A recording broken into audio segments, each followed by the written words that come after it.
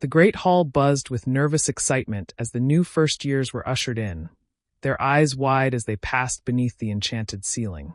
Candles floated above, casting golden light over the long tables. Hermione Granger clutched the front of her robes tightly, trying to remember every line from Hogwarts, a history as she followed the others to the front. Professor McGonagall unrolled the list. Abbot Hannah. Hermione barely noticed Hannah's sorting. Her eyes were fixed on the sorting hat, perched on the stool like a crumpled relic of ancient magic. One by one, students were called forward, until finally, Granger, Hermione. She swallowed hard and stepped forward. As she sat, the hat was lowered over her head, falling past her bushy hair and into darkness. Ah, Miss Granger, the hat whispered. Very clever. Oh yes, you've got brains, plenty of them. Ravenclaw would suit you well. But also brave. Gryffindor, perhaps? Hermione's heart skipped.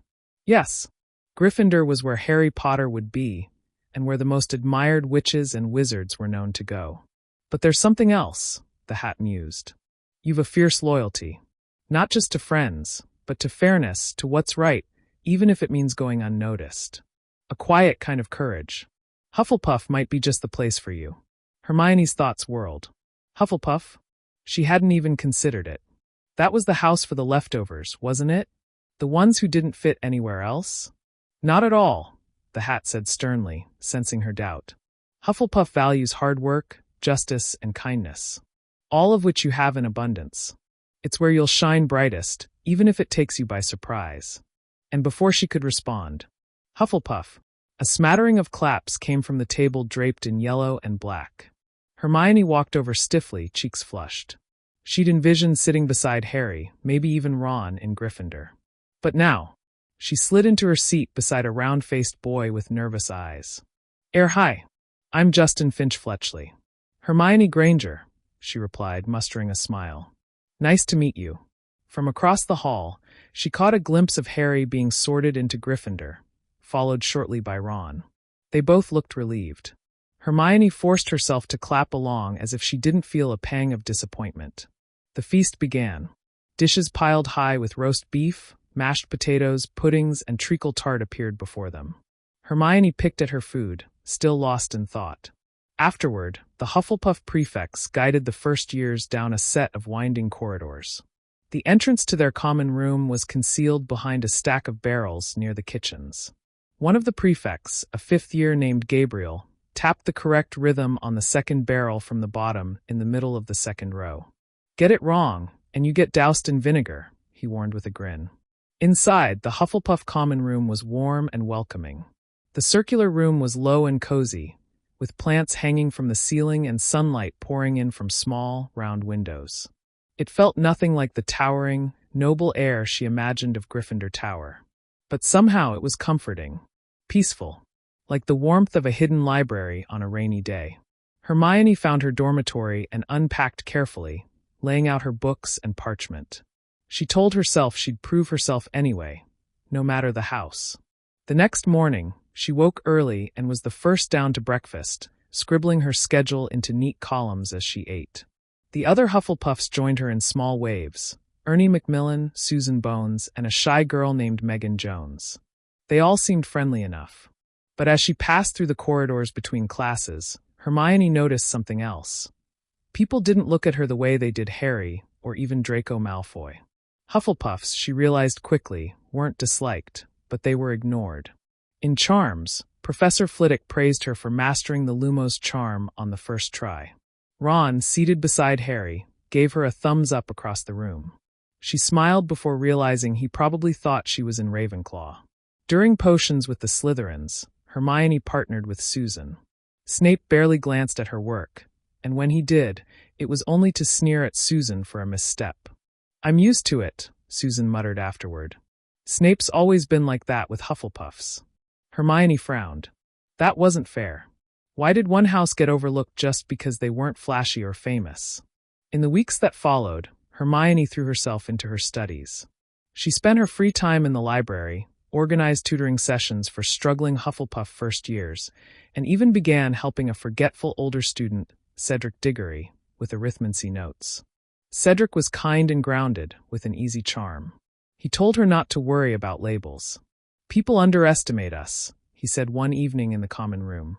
And that's their mistake. Hermione began to notice it, too. How the Hufflepuff students took care of one another, how they worked without needing to be in the spotlight. They were dependable, loyal, and capable in quiet, unwavering ways. There was power in that. But not everything was peaceful. It was late October when the whispers started, about a troll, about something strange near the dungeons. Halloween night arrived with its floating pumpkins and golden glow.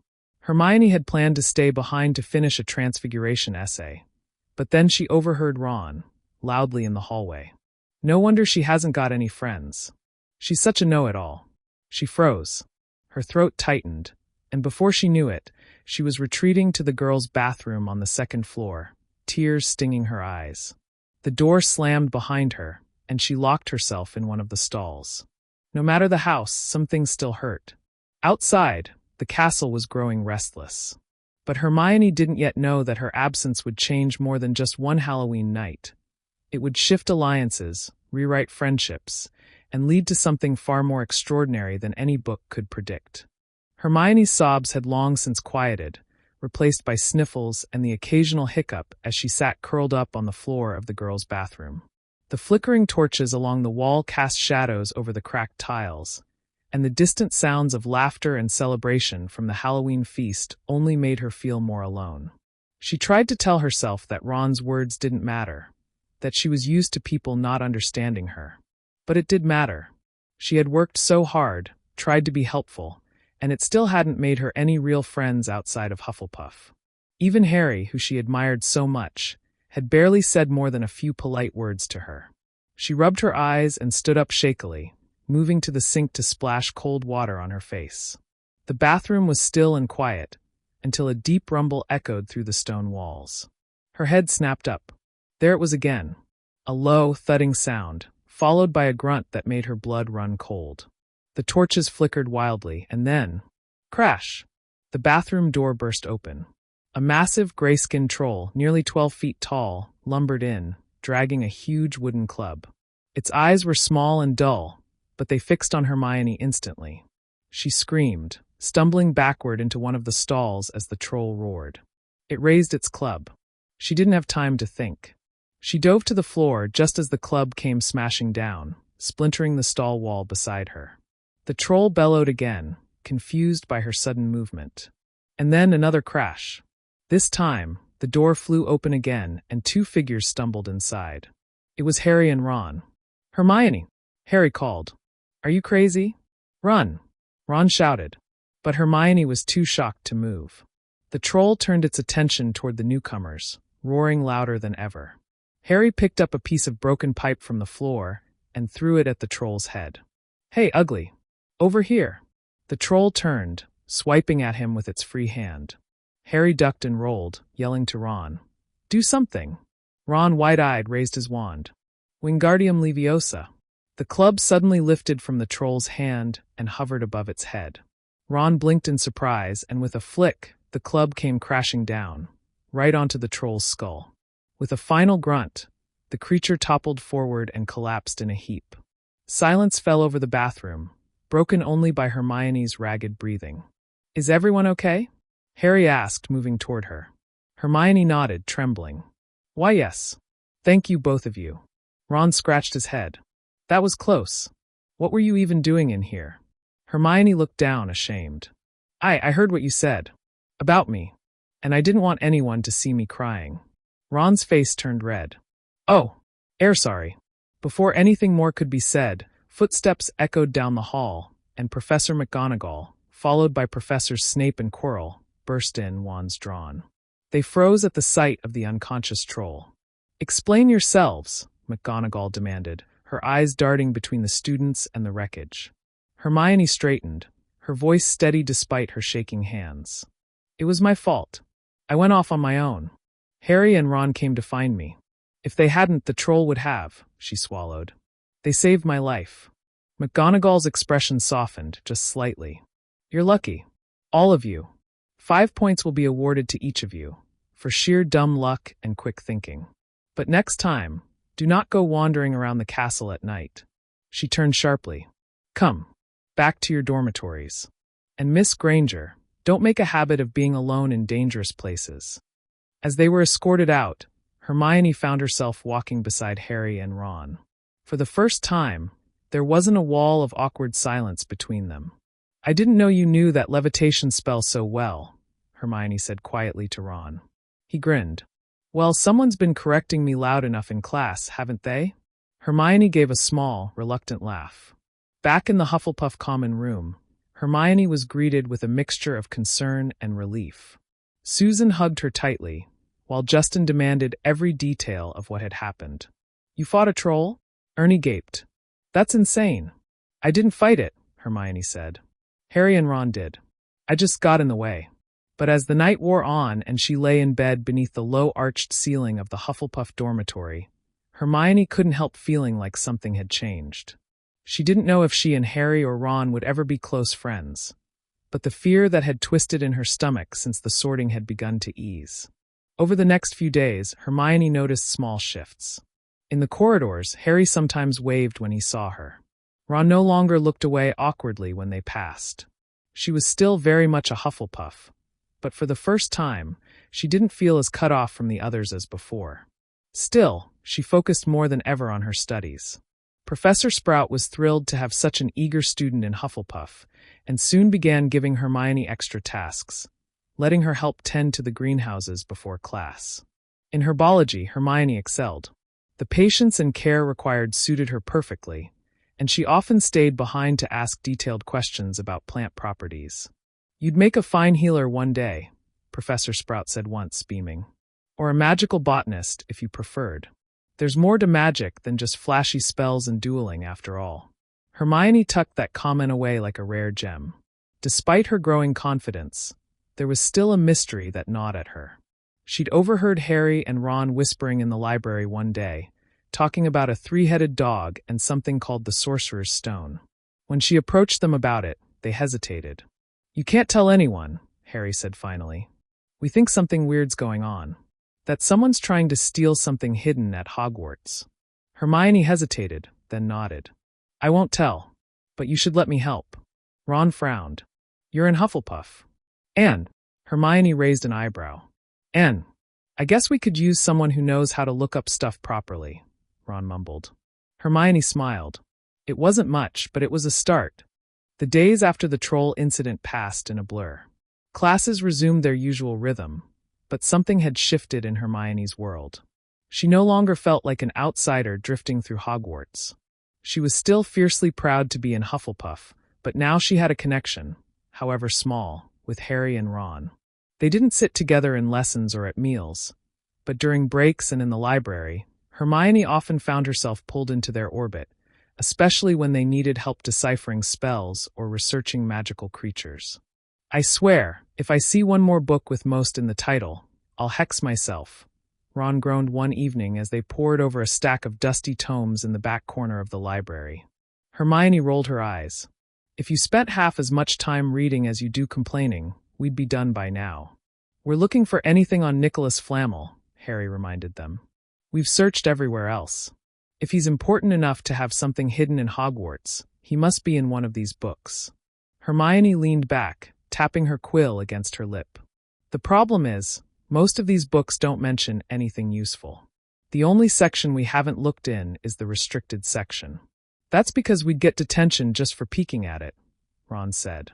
Hermione's eyes narrowed with resolve. "We'll need a signed note from a professor." Or, Harry prompted. "We go without one." Harry and Ron exchanged uncertain glances. "You're a Hufflepuff," Ron whispered. "Aren't you supposed to follow the rules?"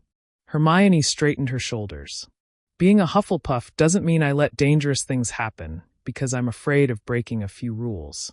It means I work hard and do what's right, even if it's not easy." That shut them up. Later that night, under the cover of Harry's borrowed invisibility cloak, something Hermione had only heard about in fairy tales, they crept through the corridors like whispers in the wind. The three of them moved silently past sleeping portraits and snoring suits of armor, holding their breath whenever a floorboard creaked. The restricted section loomed before them, cordoned off by a thick rope and a stern warning sign. Hermione gently unhooked it, and Harry slipped inside first, holding up the cloak so the others could follow. Inside, the air was thick with dust and secrets. The books were older, darker, and many were chained to their shelves. Some whispered in languages none of them understood. Others gave off an unpleasant heat or rattled, as if trying to escape. Hermione's fingers hovered over a leather-bound tome titled Alchemy and Immortality. She pulled it from the shelf and opened it carefully. "There," she hissed. "Nicholas Flamel. He's the only known maker of the Sorcerer's Stone." "The what?" Ron asked, peeking over her shoulder. Hermione read quickly. "The Sorcerer's Stone can transform any metal into pure gold and produce the elixir of life, which makes the drinker immortal. That must be what's being protected at Hogwarts." Harry's eyes widened. "And that's what the dog is guarding, Fluffy." "And Snape's trying to steal it," Ron muttered. "We saw him sneaking around the 3rd floor." "We don't know that for sure," Hermione said cautiously, though her voice wavered. "We need proof." But their discussion was cut short by the sound of a loud cough, followed by the unmistakable swish of robes. Someone was coming. "Go. Now," Hermione whispered, stuffing the book under her cloak. They darted back into the main library and barely made it behind a bookshelf before Madame Pants swept in, eyes narrowed, wand glowing softly. They didn't breathe until she passed. Back in the Hufflepuff common room, Hermione's heart was still racing. She hid the book beneath her mattress, vowing to return it soon. For now, they needed answers. The next morning, she could barely concentrate in class. Her thoughts were consumed with Nicholas Flamel, the Sorcerer's Stone, and the possibility that someone inside Hogwarts was trying to steal it. Professor Sprout noticed. "You seem distracted today, Miss Granger," she said gently as they worked on repotting shrivelfigs. "Everything all right?" Hermione nodded quickly. "Just studying a lot, Professor." Sprout gave her an approving look. "Hard work's important. But remember to rest, too. Even badgers need a nap now and then." Later, as Hermione sat near the greenhouse, organizing her herbology notes, Susan Bones plopped down beside her with a curious look. "You've been spending time with Harry Potter," she said. Hermione blinked. "So, I think it's brilliant," Susan said with a smile. "I mean, you're already the top of our year. Now you're helping the boy who lived solve school mysteries? You're like the secret brains behind the operation." Hermione flushed. "It's not like that. We're just working on something important." Susan nodded, but her eyes sparkled. "Well, just be careful. Hufflepuffs always get underestimated, but that makes us dangerous, doesn't it?" Hermione smiled. That phrase stuck with her. That evening, the trio met in a secluded corner of the library again, this time out in the open. Hermione had memorized most of the book, and she explained it in detail. "There's only one stone," she said. "It was kept by Nicholas Flamel for centuries. If someone got their hands on it, they could live forever and become rich beyond measure." Harry frowned. That's exactly the kind of thing someone like Voldemort would want. They all fell silent. The name still sent chills through the air.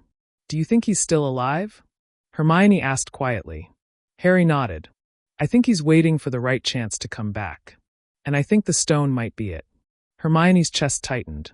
For the first time, she fully realized what they were up against.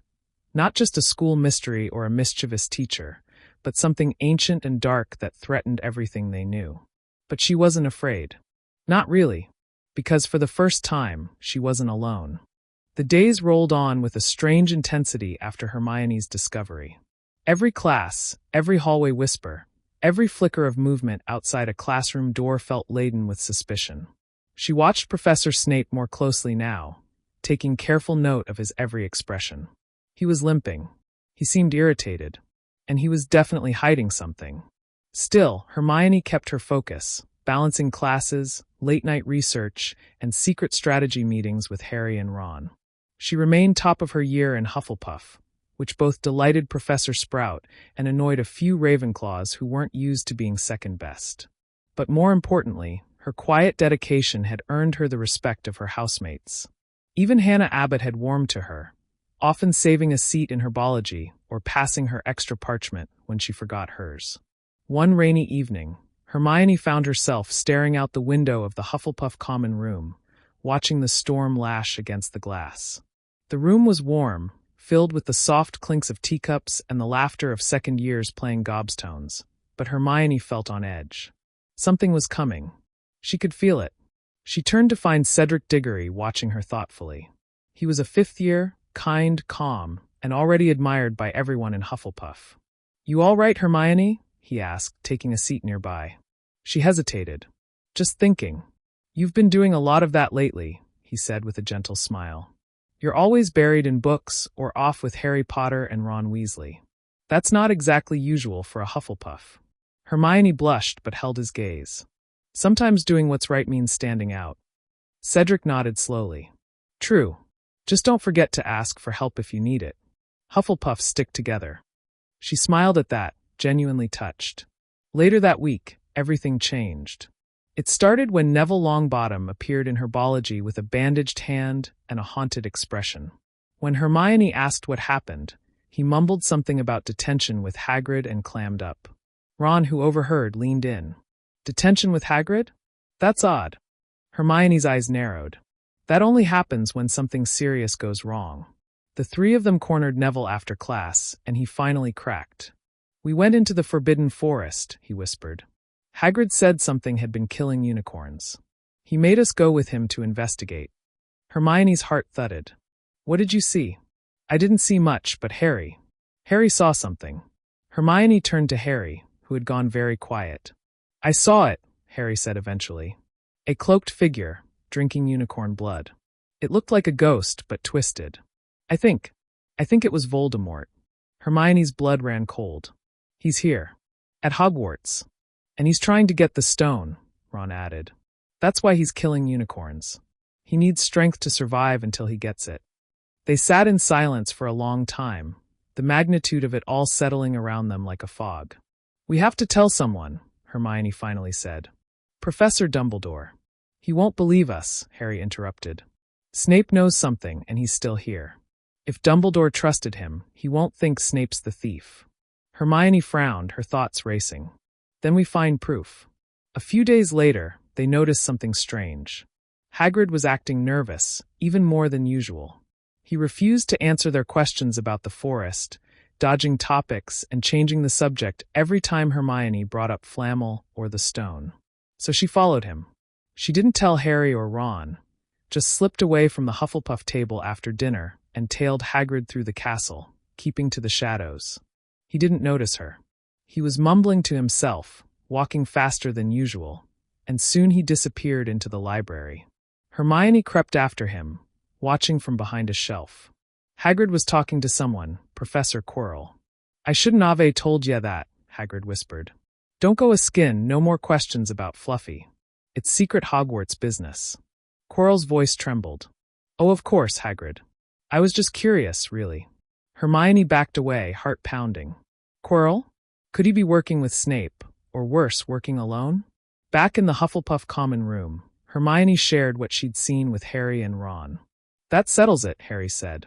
"They're working together. Quirrell and Snape." Hermione bit her lip. "Or maybe Snape's trying to stop Quirrell. He might be unpleasant, but he's a skilled wizard. Dumbledore trusts him for a reason." Ron scowled. "Don't tell me you like Snape now." "Of course I don't," Hermione snapped. "But I also don't ignore the evidence. We need to think this through. Carefully." Harry leaned forward. "So what's the plan?" Hermione hesitated. "We watch them. Both of them. If either one makes a move toward the third-floor corridor, we'll know." They all agreed, but Hermione still felt uneasy. They were 12. This was bigger than them. She could see it in Harry's eyes. He was determined to face this alone if he had to. But she wouldn't let him. She was a Hufflepuff. And Hufflepuffs didn't leave people behind.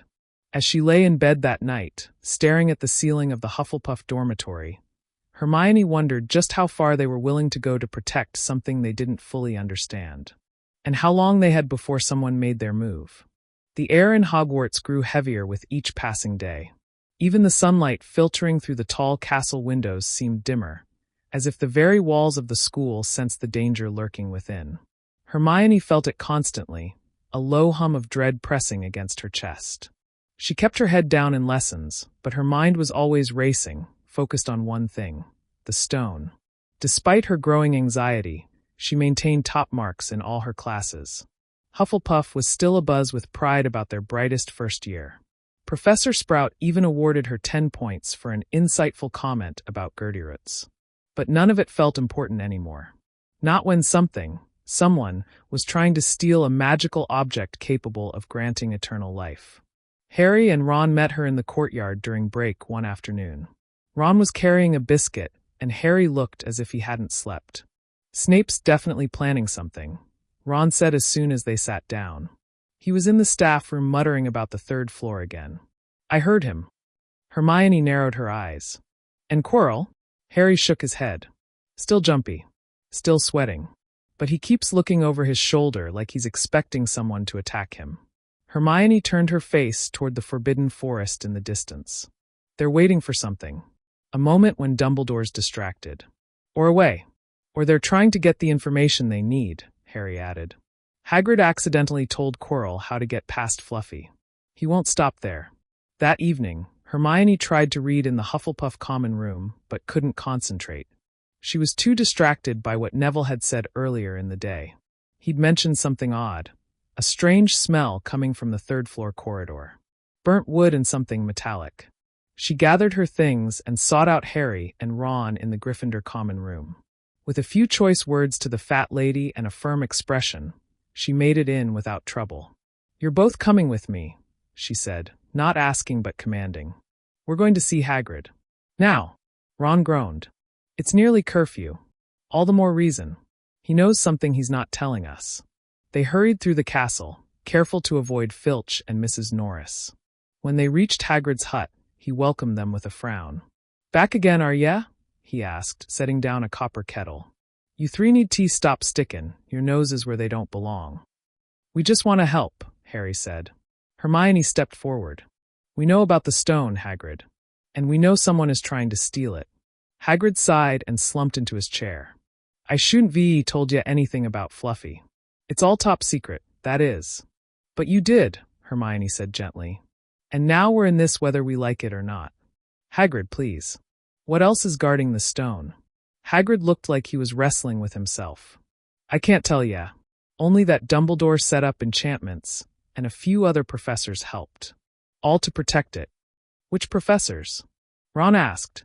"Can't say," Hagrid replied, shifting uncomfortably. "But I'll tell ya this. Only someone who's got through all those enchantments could ever reach the stone. And it'd take a genius, or more than one." Hermione's heart leapt. "A genius." She glanced at Harry. They'd been solving this piece by piece. What if they really were the only ones putting it together? As they left Hagrid's hut, they walked slowly back toward the castle. The sky was dark now, stars glittering like watchful eyes above them. "Did you see the way Hagrid fidgeted when we asked about the other enchantments?" Hermione asked. "Yeah," Ron muttered. "Bet one of them is his own." "Exactly," Hermione replied. "And if that's true, the protections aren't just brute force. They're tailored, magical puzzles. We need to learn what each one is. And how to beat them." Harry stopped walking. "You think we're going to have to go after the stone ourselves, don't you?" Hermione hesitated before nodding. "I think we might be the only ones who can." It was a terrifying thought. She was 11 years old, and she was already planning to break through some of the most dangerous magic in the wizarding world. But she felt it, deep in her chest, a Hufflepuff's resolve. She wasn't doing this for glory. She wasn't doing it because she wanted adventure. She was doing it because it was the right thing to do. Back in the Hufflepuff common room, she pulled out a roll of parchment and began scribbling notes. Protection layers around the Sorcerer's Stone. 1. Fluffy, Hagrid's three-headed dog. Weakness, music. 2. Possibly Professor Sprout's work, plants or herbs. 3. Likely spells from Professors Flitwick, McGonagall, Snape, or Quirrell. She underlined Sprout's name. If there was a plant-based enchantment, she'd need to understand it before they encountered it. Her hands trembled slightly as she wrote, but her jaw was set. A few minutes later, she looked up to find Susan watching her from the other side of the room. "You're planning something," Susan said softly. Hermione considered denying it, but then nodded. "Yes, something important. And dangerous." Susan didn't ask what. Instead, she gave Hermione a small smile. "Be careful. And if you need a distraction, or someone to cover for you. I've got your back. Hermione blinked in surprise. You'd do that? We're Hufflepuffs, Susan replied with a wink. We stick together. And for the first time in days, Hermione smiled, not from relief or victory, but from knowing she wasn't standing alone. Hermione couldn't stop thinking about the second enchantment. If Hagrid was guarding the first one with Fluffy, and if Professor Sprout had helped design the next layer of protection, then the obstacle was likely botanical. She spent every spare moment in the library scouring herbology texts. Most of her classmates assumed she was revising, but her mind was focused on magical plants with defensive properties. She finally found what she was looking for in a thick, dusty book titled Warding Nature, Protective Magical Flora. Her heart skipped a beat as she read the section on Devil's Snare. Devil's Snare, she whispered to herself, thrives in darkness and ensnares anything that touches it. Panics when exposed to light or warmth. She jotted notes in the margins. It made sense.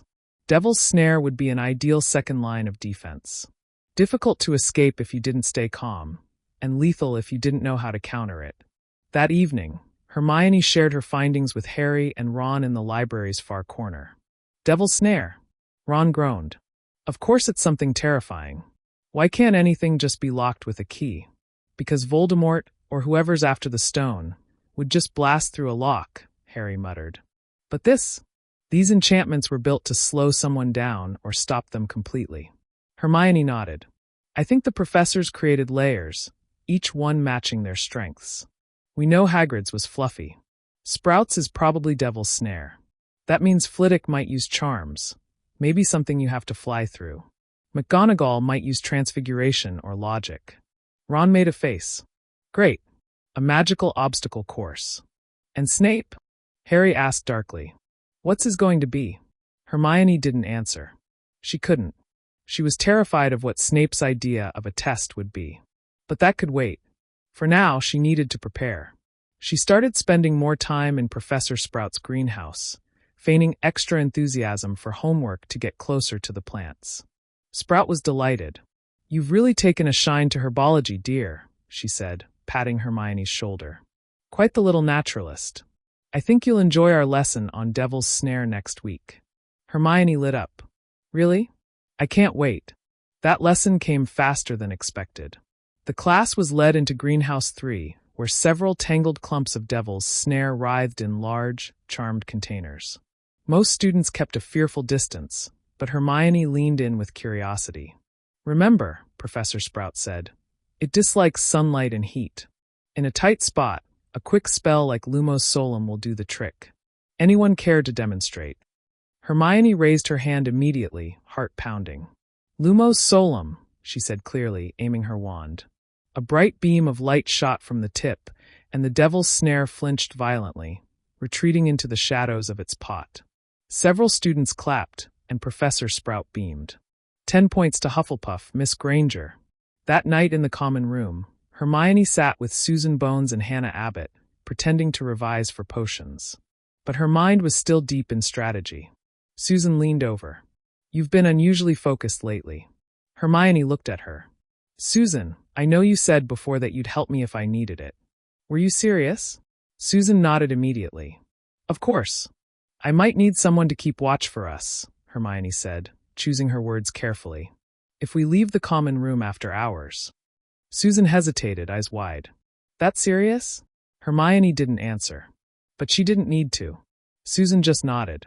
All right. I'll cover for you. Hermione whispered a quiet thank you, her throat tight.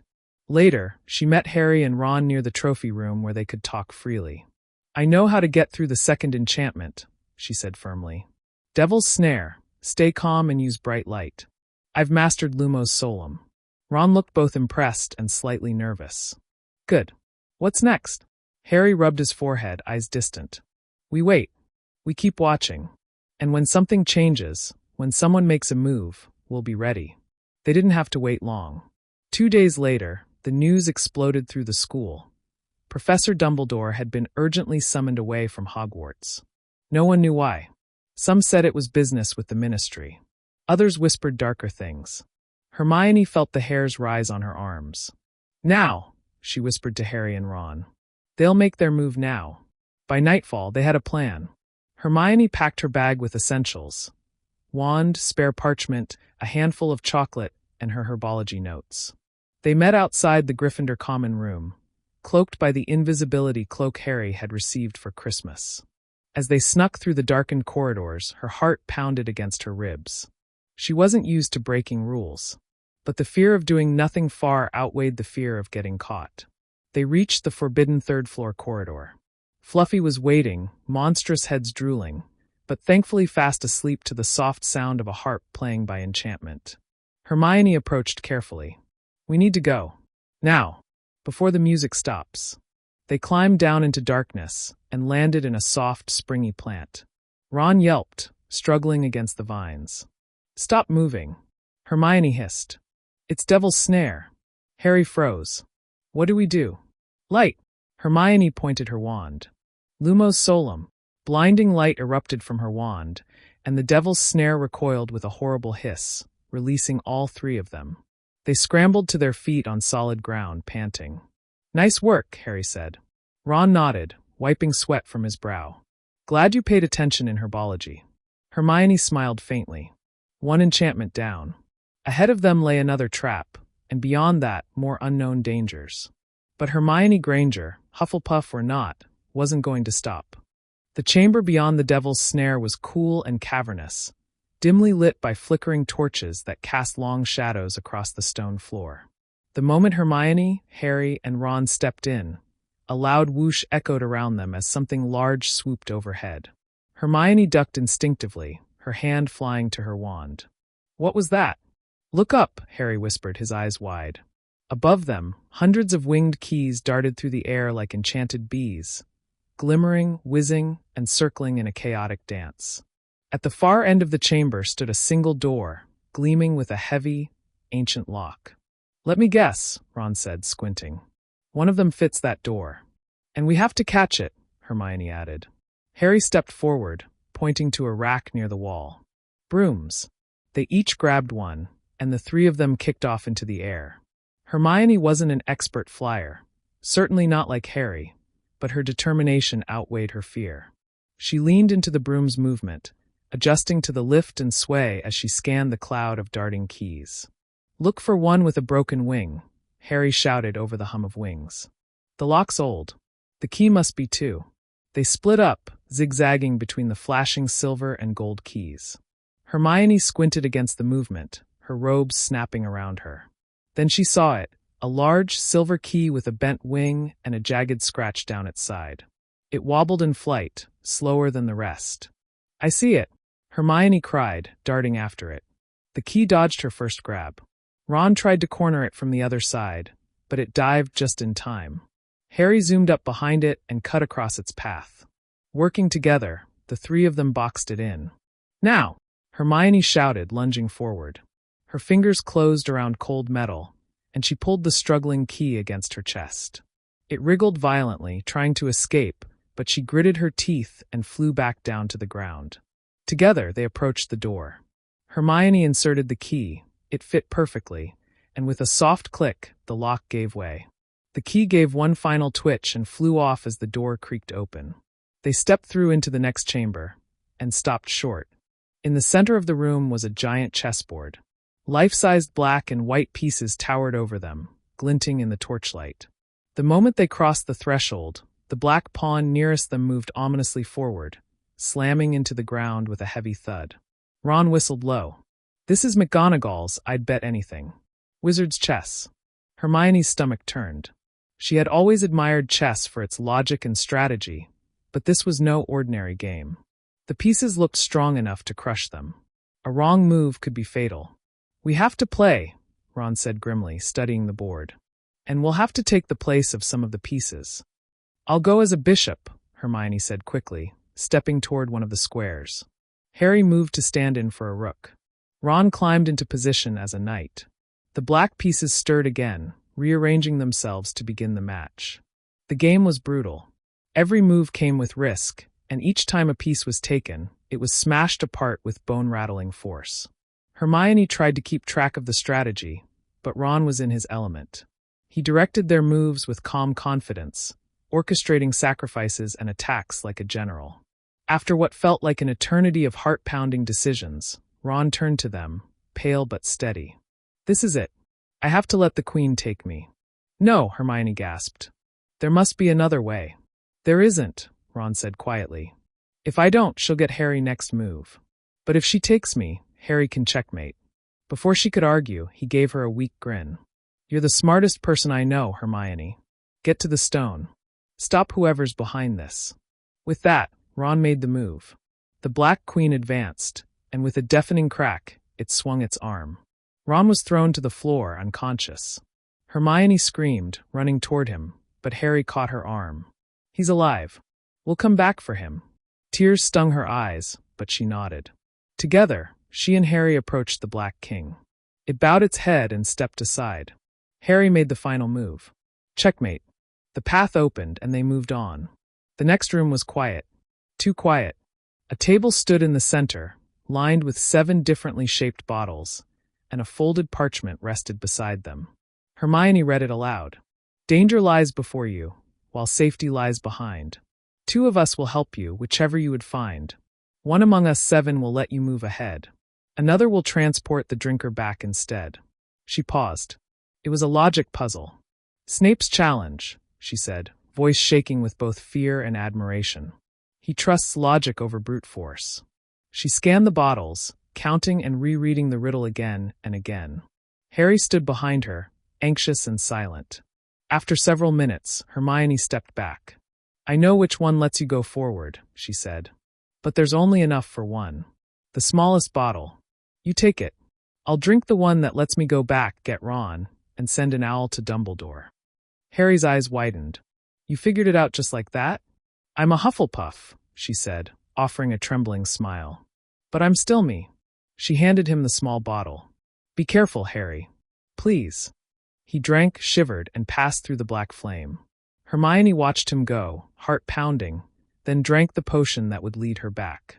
Cold fire rushed through her, and she stumbled into the chess room once more. Ron groaned from the floor. She knelt beside him. "We did it. You did it."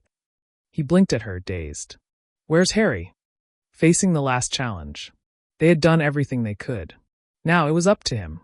As Hermione knelt beside Ron, gently helping him sit up, her thoughts were spinning with worry.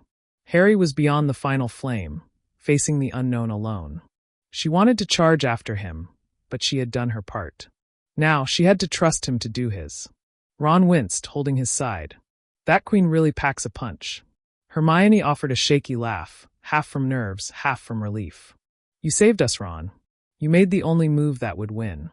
They sat in silence for a moment, the tension of the last few chambers still coiled in their bodies. Then, suddenly, a sound echoed from beyond the black fire. A scream. Short. Sharp. Cut off. Hermione bolted to her feet. "What was that?" Ron whispered, fear draining the color from his face. "I don't know," Hermione said, her voice tight. "We need to get to Dumbledore." Ron, still unsteady, leaned on her shoulder as they hurried back through the trials. When they emerged into the corridor near Fluffy, the giant dog was gone. Hagrid must have moved him. They raced through the dark corridors, finally reaching the entrance hall, only to find Professor McGonagall and Dumbledore just arriving through the great oak doors. "Professor!" Hermione shouted. He's gone after the stone. We figured it out. Someone was trying to steal it." McGonagall gasped, but Dumbledore was already moving. He didn't ask questions. With a sweep of his cloak, he vanished into the castle depths. Ron and Hermione slumped against the wall, exhausted. A painful hour passed before Dumbledore returned with Harry in tow. Hermione stood immediately. "Harry." He looked pale and shaken, his robes torn and ash-stained, but he managed a smile. "I'm okay." They were ushered to the hospital wing, where Madame Pomfrey fussed over them with a mix of horror and pride. As they lay in their beds, bandaged and sore, Dumbledore returned again. This time, he sat beside them. "You were incredibly brave," he said softly. "All 3 of you. And clever. Very clever." "But who was it?" Hermione asked. "We thought it was Snape all year." "But it wasn't, was it?" Harry shook his head. "It was Quirrell." Hermione gasped. "The stammering one?" "But he was terrified of his own shadow." He was acting, Harry said bitterly. He let the troll in on Halloween. He tried to knock me off my broom during the match. Snape was trying to save me. Hermione exchanged a wide-eyed look with Ron. They'd misjudged everything. Harry hesitated, then said quietly, Quirrell wasn't working alone. Voldemort, he was there. Possessing him. The name dropped like a stone between them. He tried to get the stone, but he couldn't touch me. Something about my mum's love. Dumbledore got there just in time. Hermione's heart thudded painfully. Voldemort. The name she'd only read about in books had just brushed close to reality. Closer than she'd ever dreamed. Her Hufflepuff loyalty surged within her, blending with fear and fury. You fought him, she whispered. You faced him. Harry didn't answer. He just stared at the ceiling. In the following days, Hogwarts buzzed with rumors. No one knew the full story, but the trio's heroics couldn't be hidden. Some students whispered that Hufflepuff had helped stop you-know-who. Others laughed it off, until McGonagall awarded a stunning 50 points to Hermione Granger for outstanding logic and bravery in the face of grave danger. Hufflepuff erupted in cheers. Their hourglasses overflowed with gold. It was the most points a single student had received all year. But Dumbledore wasn't finished. At the end-of-year feast, he stood and lifted his goblet. Before we celebrate our house cup, a few last-minute points must be awarded, he said, smiling. To Mr. Ronald Weasley, for the finest game of chess Hogwarts has seen in decades, 50 points. The Gryffindor table exploded. To Miss Hermione Granger, for keeping her head when others might lose theirs and displaying calm, logic, and loyalty, 50 points. Hufflepuff table erupted into a thunderstorm of applause. Hermione sat still, shocked. Her cheeks flushed with pride. And to Mr. Harry Potter for courage beyond measure in confronting the darkest of foes, 60 points. A beat of silence followed before the great hall burst into celebration. Dumbledore raised his hands again. And so, with all tallied, the house cup goes to. He paused dramatically. Hufflepuff. Hermione's breath caught. The yellow and black banners unfurled across the ceiling. The rest of her house shouted and pounded the tables in wild joy. Ernie, Hannah, Justin, they all crowded around her, hugging and cheering. Even the normally aloof older students beamed with pride. For the first time in decades, Hufflepuff had won the cup. And it was largely because of her. Later that night, as the common room glowed with firelight and soft laughter, Hermione sat by the window, watching stars twinkle through the glass. Harry and Ron were beside her, eating their third round of treacle tart. You could have been in Ravenclaw, Hermione, Ron said through a mouthful. You're the cleverest witch here. Hermione smiled softly. Maybe. But I think the hat knew what it was doing. You think it knew all this would happen? Harry asked, serious now. Hermione shrugged. I don't know. But it saw something in me, loyalty, patience, a need to prove myself differently. Hufflepuff has always been the quiet house. Maybe it was time someone made a bit of noise. Outside, the stars shimmered. Inside, laughter echoed off stone walls. And Hermione Granger, first-year Hufflepuff, knew she had found exactly where she belonged. The Hogwarts Express rolled steadily through the countryside, carrying students home after a year few would ever forget. Hermione sat in a compartment with Harry and Ron, the trio quiet for once. Their trunks were packed, their robes folded, and their minds filled with memories. Hufflepuff had won the house cup. Voldemort had nearly returned. And the three of them, 11-year-olds, had stood against it all. Ron leaned against the window, half asleep, while Harry stared outside at the blur of green. Hermione, book open on her lap, wasn't reading for once. So, she finally said, breaking the silence, what are you going to do this summer? Harry blinked. The Dursleys will try to pretend none of this ever happened. I'll be lucky if they let me keep my school things in the house. Ron gave him a sympathetic look. You should come to the Burrow. I'm sure Mum would be thrilled.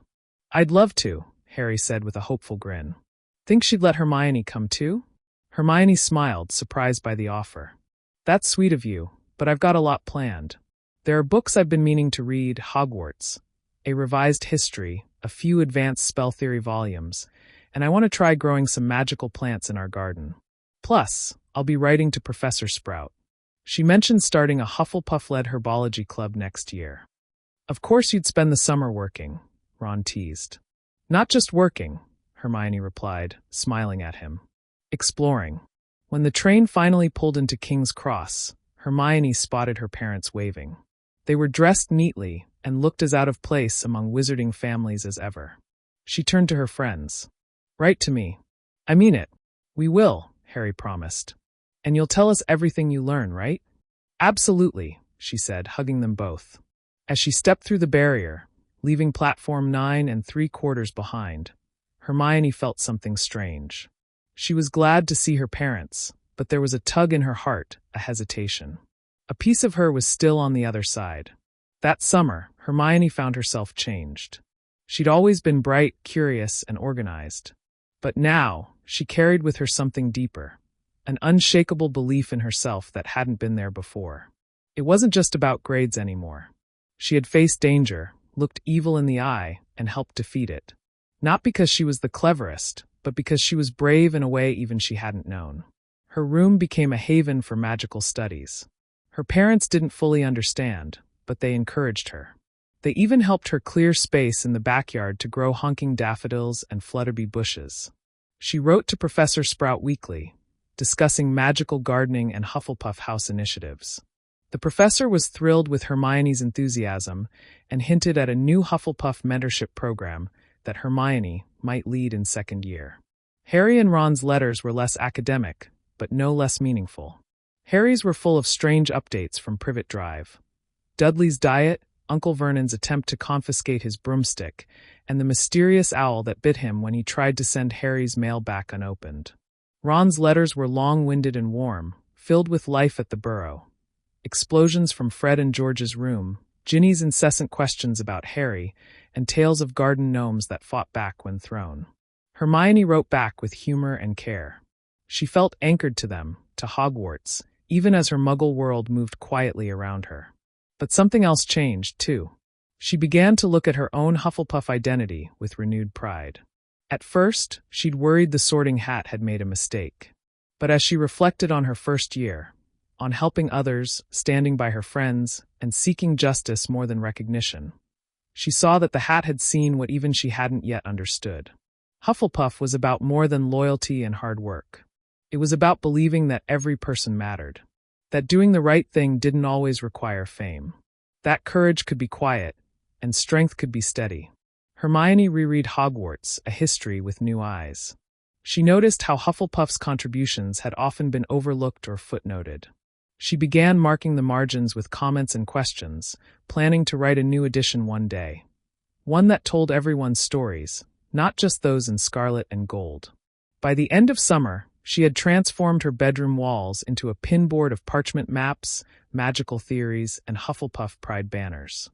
Her wand rested neatly in its case, waiting.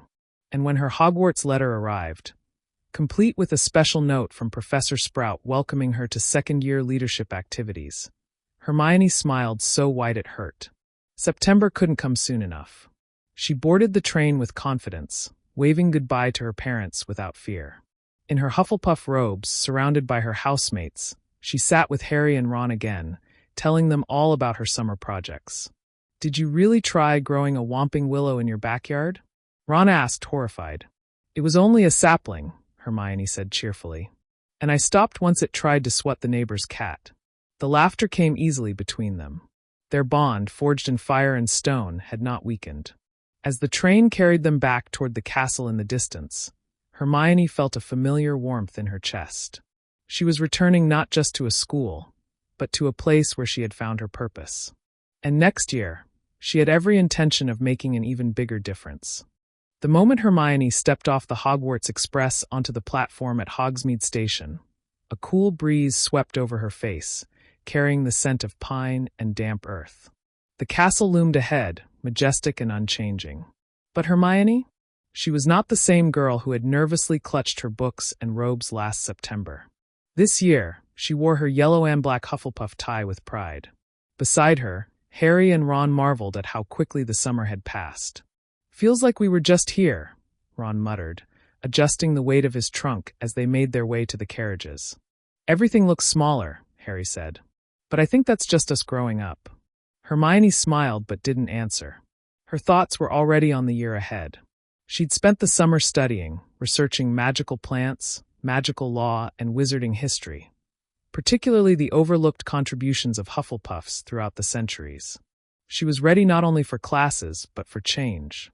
That night, the Great Hall welcomed them with warm light, floating candles, and the sorting of new first years. Hermione clapped enthusiastically for each new Hufflepuff. Professor Sprout beamed at her from the staff table, giving her a tiny wink. Dumbledore rose for his annual announcements, his eyes sparkling as always. But when he mentioned the new student-led house initiatives, several students looked at each other in confusion.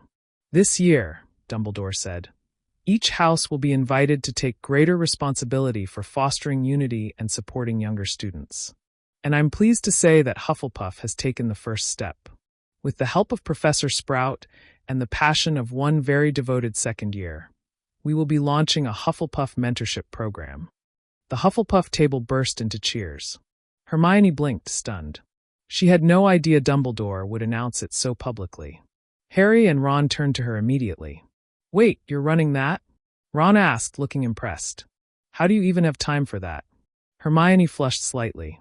"I've already prepared the schedule. I'll meet with the new first years once a week and pair them with older students based on strengths and interests. It'll help with integration and confidence building." Harry cut her off with a laugh. "Sounds exactly like you."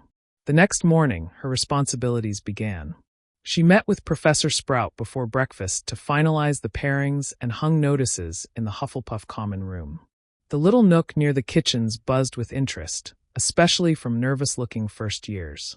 One in particular caught her eye, an anxious girl named Lydia Moon, who clutched her books to her chest as though they were a shield. Hermione approached her gently. "Hi, I'm Hermione Granger.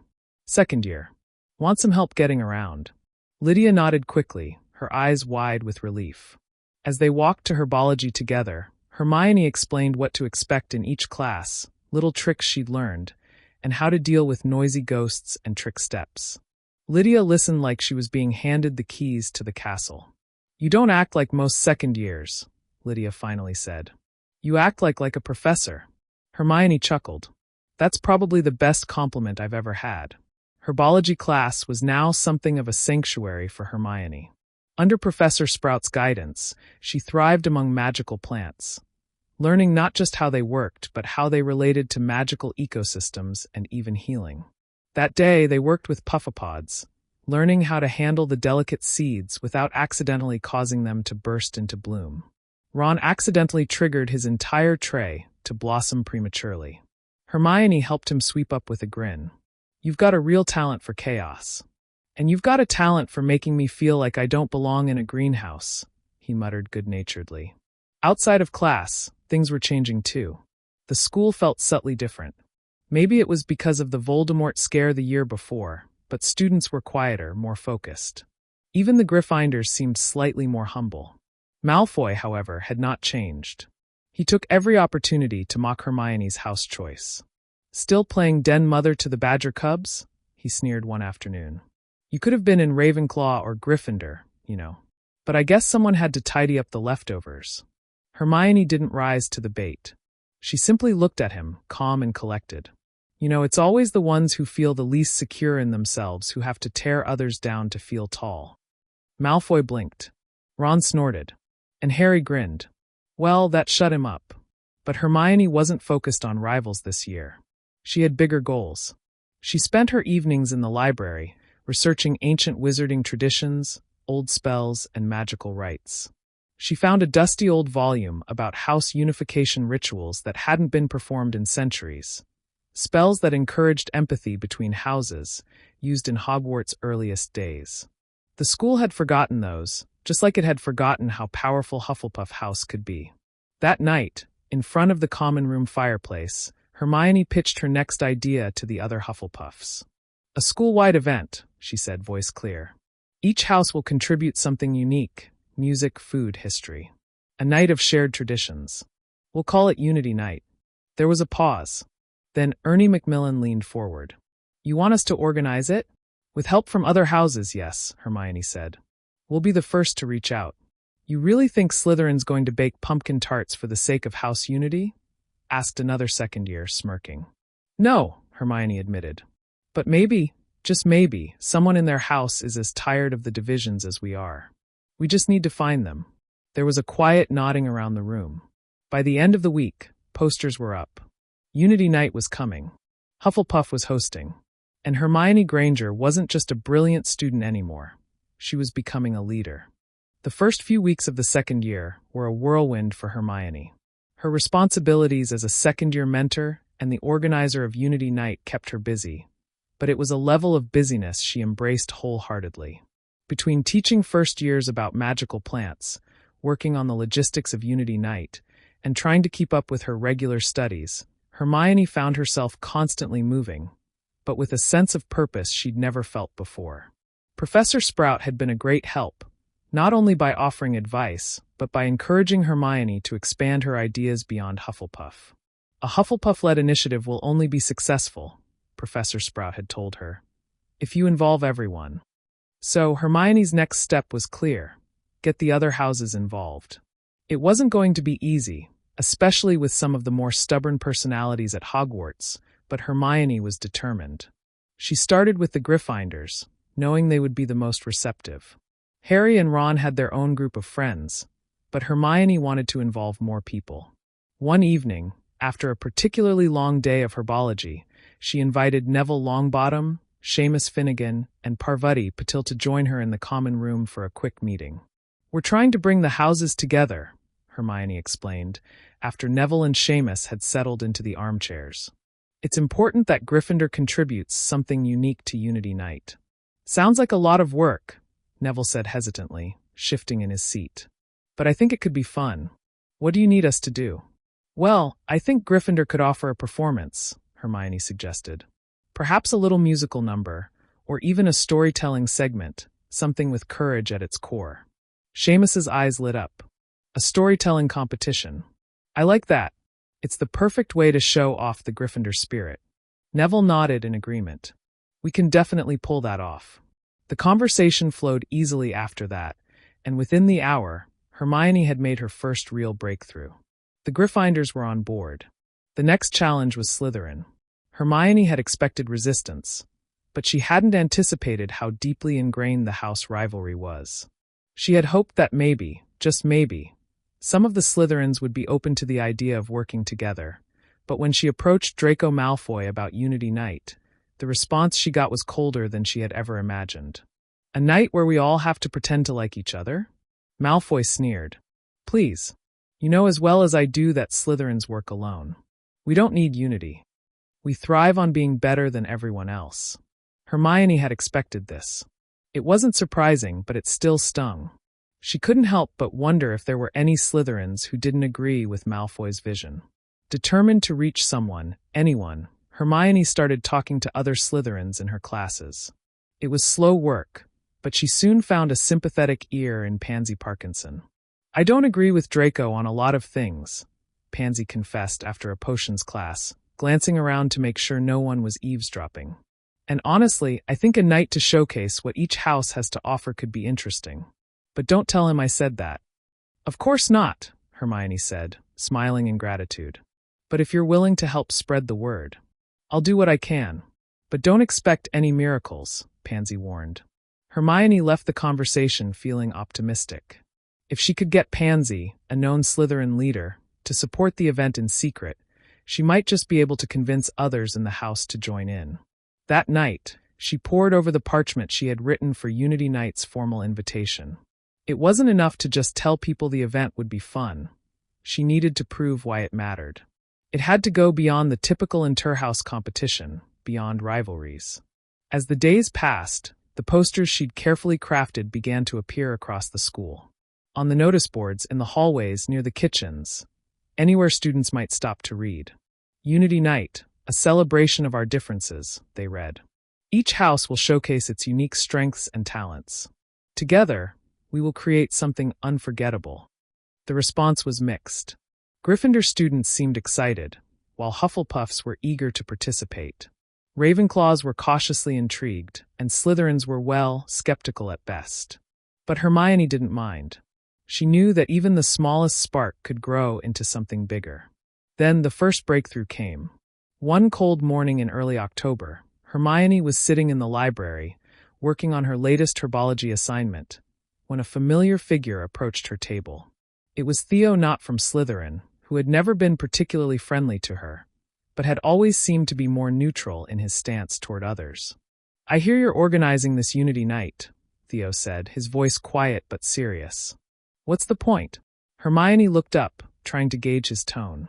"The point is simple," she said carefully. "We all have something valuable to offer. If we just learn from each other, we might start seeing ourselves as more than just the houses we were sorted into." Theo didn't look convinced, but he didn't dismiss her either. "And what would Slytherin contribute?" "We could showcase ambition," Hermione said. "A debate or a challenge of intellect. Something that shows Slytherins are driven, but also that we can be thoughtful and constructive." Theo paused, thinking it over.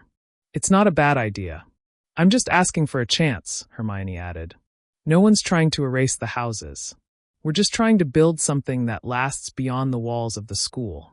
Theo nodded, but still he didn't commit. "I'll think about it."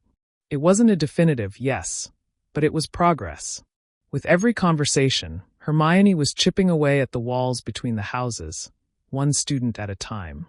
As the weeks passed and the event loomed nearer, Hermione found herself growing more confident.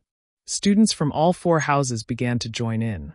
Gryffindors with their storytelling, Ravenclaws with a science exhibition on magical creatures, and Hufflepuffs with an impressive array of food and games. Even Slytherin was starting to warm up, slowly but surely. And on the night of Unity Night, as the great hall filled with anticipation, Hermione looked around at the beautifully decorated space, filled with candles, banners, and exhibits, and thought, "We've done it." Unity Night wasn't just an event. It was a statement. The houses were beginning to see each other as more than rivals. It was the beginning of something bigger. The evening of Unity Night arrived, and the great hall was transformed beyond recognition. The usual house banners had been replaced with a dazzling array of colorful tapestries, each one representing the strengths of the 4 houses. Floating candles cast a soft glow over the entire room, and the long house tables were pushed aside to create an open space for the exhibits, performances, and competitions.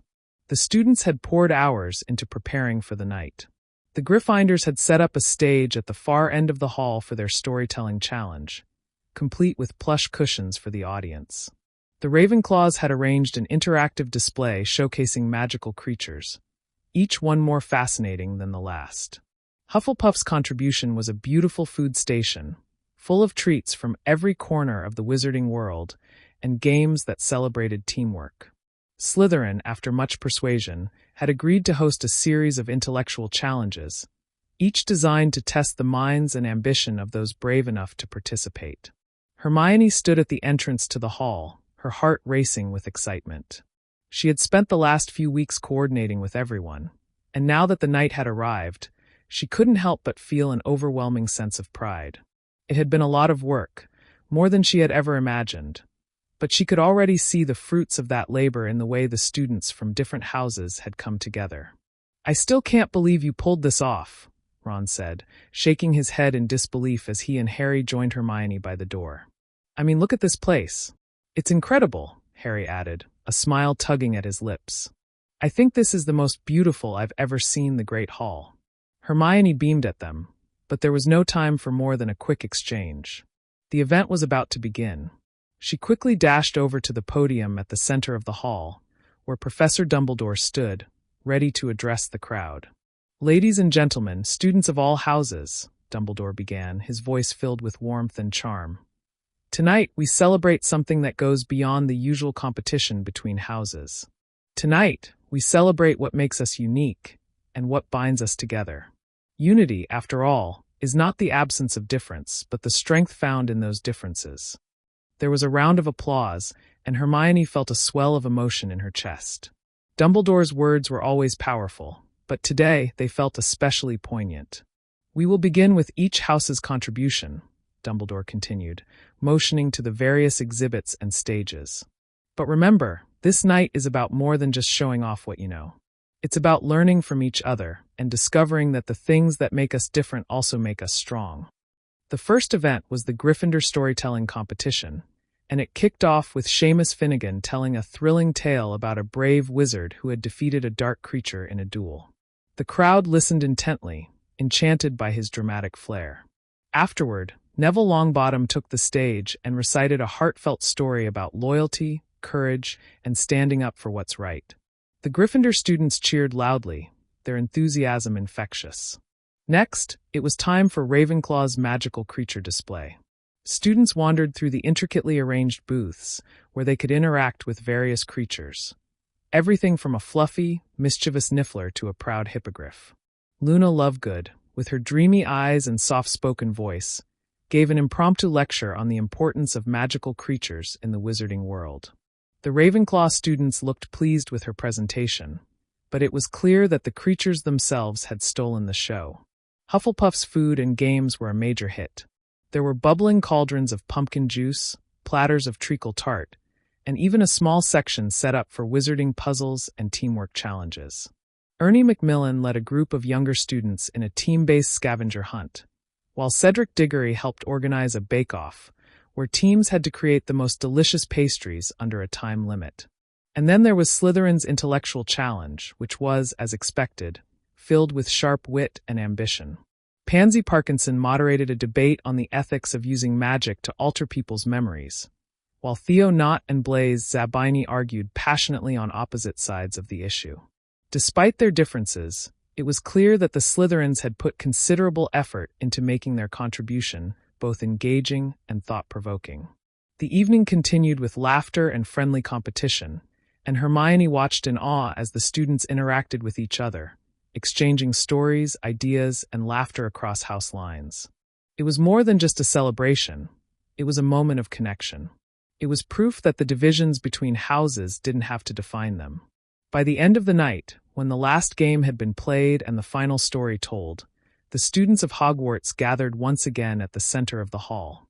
Dumbledore stepped forward, his eyes twinkling behind his glasses.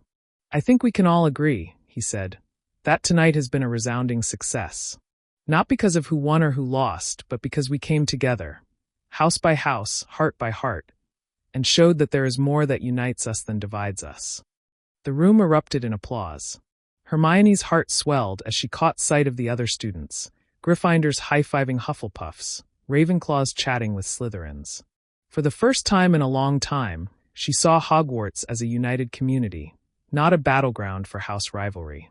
As the night wound down and students began to trickle back to their common rooms, Hermione walked back to the Hufflepuff entrance with Harry and Ron, her mind spinning with everything that had happened. She had done it. She had brought the houses together in a way that no one had ever thought possible. "I think you just changed Hogwarts," Ron said, his voice full of admiration. "I just gave them a chance," Hermione replied softly, a smile on her lips. But deep down, Hermione knew this was only the beginning. This night had proven that things could change, that they could come together. It was a small step, but it was a step toward something bigger, something better. And for the first time in her life, Hermione felt like she was exactly where she was supposed to be. In the weeks that followed Unity Night, a subtle shift occurred within the halls of Hogwarts. The atmosphere between the houses had transformed. Rivalries were still there, of course, but they had softened, like the edges of a stone smoothed by years of water. The spirit of Unity Night lingered, and while the houses remained proud of their individual identities, there was now a shared respect that hadn't existed before. The students who had participated in Unity Night seemed to carry the sense of collaboration back into their daily lives. Hermione noticed it most during classes. In potions, for example, Gryffindors and Slytherins who had always been bitter rivals were now working together more easily. There was no longer the usual tension during the lessons with Professor Snape, although it still wasn't without its challenges. However, despite the positive changes, there were still lingering obstacles. Not all the students were eager to embrace the new dynamic, especially those who held deep-seated prejudices or who simply thrived on competition. One such student was Draco Malfoy. Since Unity Night, Draco had made his disapproval clear. He had avoided participating in the event entirely, instead opting to sit on the sidelines, watching with cold eyes. There were whispers around the school that he had been furious about the idea of merging with the other houses, but he had done nothing to stop it. Now, though, he was even more distant, his usual smug demeanor replaced by an air of icy aloofness. Hermione tried not to let it bother her, but she couldn't help but feel the sting of his disapproval. She had worked so hard to make Unity Night a success, and yet Draco's reaction felt like a harsh reminder of how deep-rooted the house rivalries were. But Hermione wasn't one to back down. She knew that change took time, and not everyone was going to be on board right away. She had seen how much progress had been made with others, and she was determined to keep pushing forward, no matter the setbacks. One chilly afternoon, as Hermione was walking through the courtyard with Ron and Harry, she spotted Draco standing near the entrance to the castle, talking to a group of his friends. The cold wind ruffled his silver-blonde hair as he spoke, his usual sneer on his face. "Here we go again," Ron muttered under his breath, eyeing Draco warily. "What does he want now?" Hermione didn't answer right away. She had been trying to figure out what to do about Draco ever since Unity Night. She knew that if she could just reach him, just get him to see things from a different perspective, it would make a world of difference. "Maybe we should just ignore him," Harry suggested, his tone wary. "No," Hermione said firmly, shaking her head. "If we want this change to last, we can't ignore the people who still resist it. We have to be willing to face them head-on." With a determined look in her eyes, Hermione started walking toward Draco. Ron and Harry exchanged a glance, but they followed her without hesitation. As they approached, Draco noticed them and his lips curled into a mock smile. Well, well, if it isn't the little Hufflepuff hero," Draco drawled, his voice dripping with sarcasm. "What is it now? Another little speech about unity?" Hermione stood her ground, not allowing his words to shake her. "Actually, I wanted to talk to you," she said calmly. "I don't think Unity Night was about speeches, Draco. It was about taking action." Draco raised an eyebrow, clearly uninterested. "Action? You mean sitting in a room with a bunch of people you can't stand and pretending to be all chummy?" "I don't think so. I think it was more than that," Hermione countered. "It was a chance to show that we can be more than just the houses we were sorted into. It was about acknowledging that we're all part of this school, and we all have something to offer." Draco scoffed. "Please, don't try to make it sound so noble. Slytherin's always done just fine without anyone's help. We don't need to be part of some kumbaya session." "I know it's not easy," Hermione said, her voice softening. "But the thing is, Draco, you're missing the point. Unity doesn't mean you lose your identity. It means that you can still be proud of who you are, but also recognize that other people have value too. It doesn't weaken you, it makes you stronger." There was a brief silence, the only sound being the wind rustling through the trees. Draco's face remained impassive, but Hermione could see the faintest flicker of doubt in his eyes. "I don't need a lecture from a Hufflepuff," he muttered, turning away from her. "I don't have time for this." Hermione felt a pang of frustration, but she didn't give up. "Draco, I'm not asking you to change overnight. But I do think you can see that this is bigger than just one night. It's about creating something better for everyone. And I think you'd be good at helping that happen, if you gave it a chance." For a moment, Draco didn't respond. He stared out across the courtyard, his arms crossed, his jaw clenched. Then, with a sharp exhale, he finally turned back to her. "I'll think about it," he said shortly, before walking off without another word. Hermione stood there for a long moment, staring after him.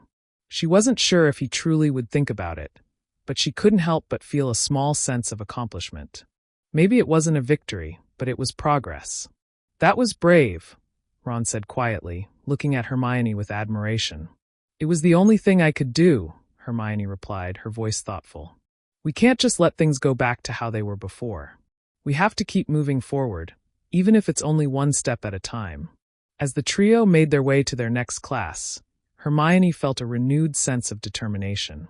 She didn't know how long it would take for everyone to fully embrace the idea of unity, but she was willing to keep fighting for it. If there was one thing she had learned in all her years at Hogwarts, it was that change didn't happen in an instant. But if you were persistent enough, if you kept working at it, eventually it would come. And even if Draco Malfoy wasn't convinced yet, Hermione was willing to believe that the day would come when he would be. The following weeks brought with them a strange sense of calm, as though the Hogwarts students had discovered a new rhythm, one that balanced tradition with the possibility of something better. The post-Unity Night buzz had begun to settle into the everyday bustle of school life, but there was an undeniable undercurrent of change. The magical creatures that had once only lived in the minds of the Ravenclaws were now part of dinner-table discussions. The savory foods from Hufflepuff Station were a familiar comfort, and even the intellectual debates from Slytherin's intellectual challenges had sparked new conversations in the common rooms. Hermione, who had initially been worried about the temporary nature of Unity Night's effect, had found herself surprised at how lasting the impact seemed to be. Of course, it wasn't perfect. Old habits died hard, and there were still students who clung stubbornly to their old house-centric views. But something was different. The atmosphere in the halls, the way the students interacted, had changed for the better. It was a small change, but a significant one. It wasn't just the students who had been affected. The professors had taken notice too. In particular, Professor McGonagall seemed more relaxed than usual, watching the students with a knowing smile. Hermione had caught the professor chatting amiably with several students from all houses on more than one occasion, something that would have seemed unthinkable a year ago. "Miss Granger, can I have a word?" Professor McGonagall's voice pulled Hermione from her thoughts one afternoon after class.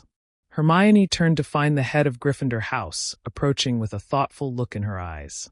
"Of course, Professor," Hermione said, tucking her books under one arm. McGonagall led Hermione to a nearby alcove, her eyes scanning the corridor to make sure no one was within earshot. "I must admit," Professor McGonagall began, her tone soft but serious, "I wasn't entirely sure what to expect after Unity Night. But I've noticed something quite remarkable. The students, across all houses, they're learning to work together in ways I never thought possible." Hermione felt a rush of pride at the compliment. "I'm glad to hear that, Professor.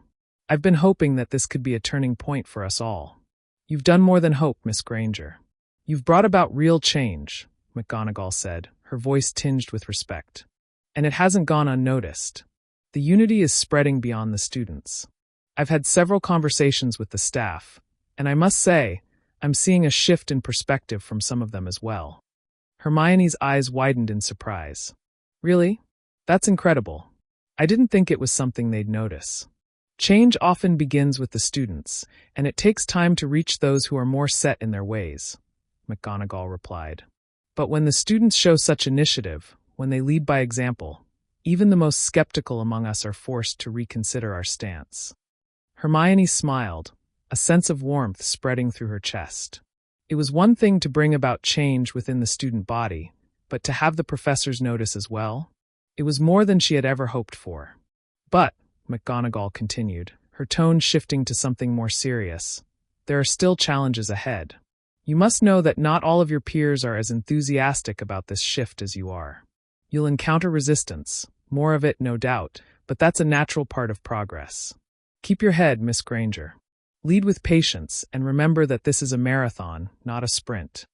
"I understand, Professor," Hermione said, her voice steady. "I won't give up."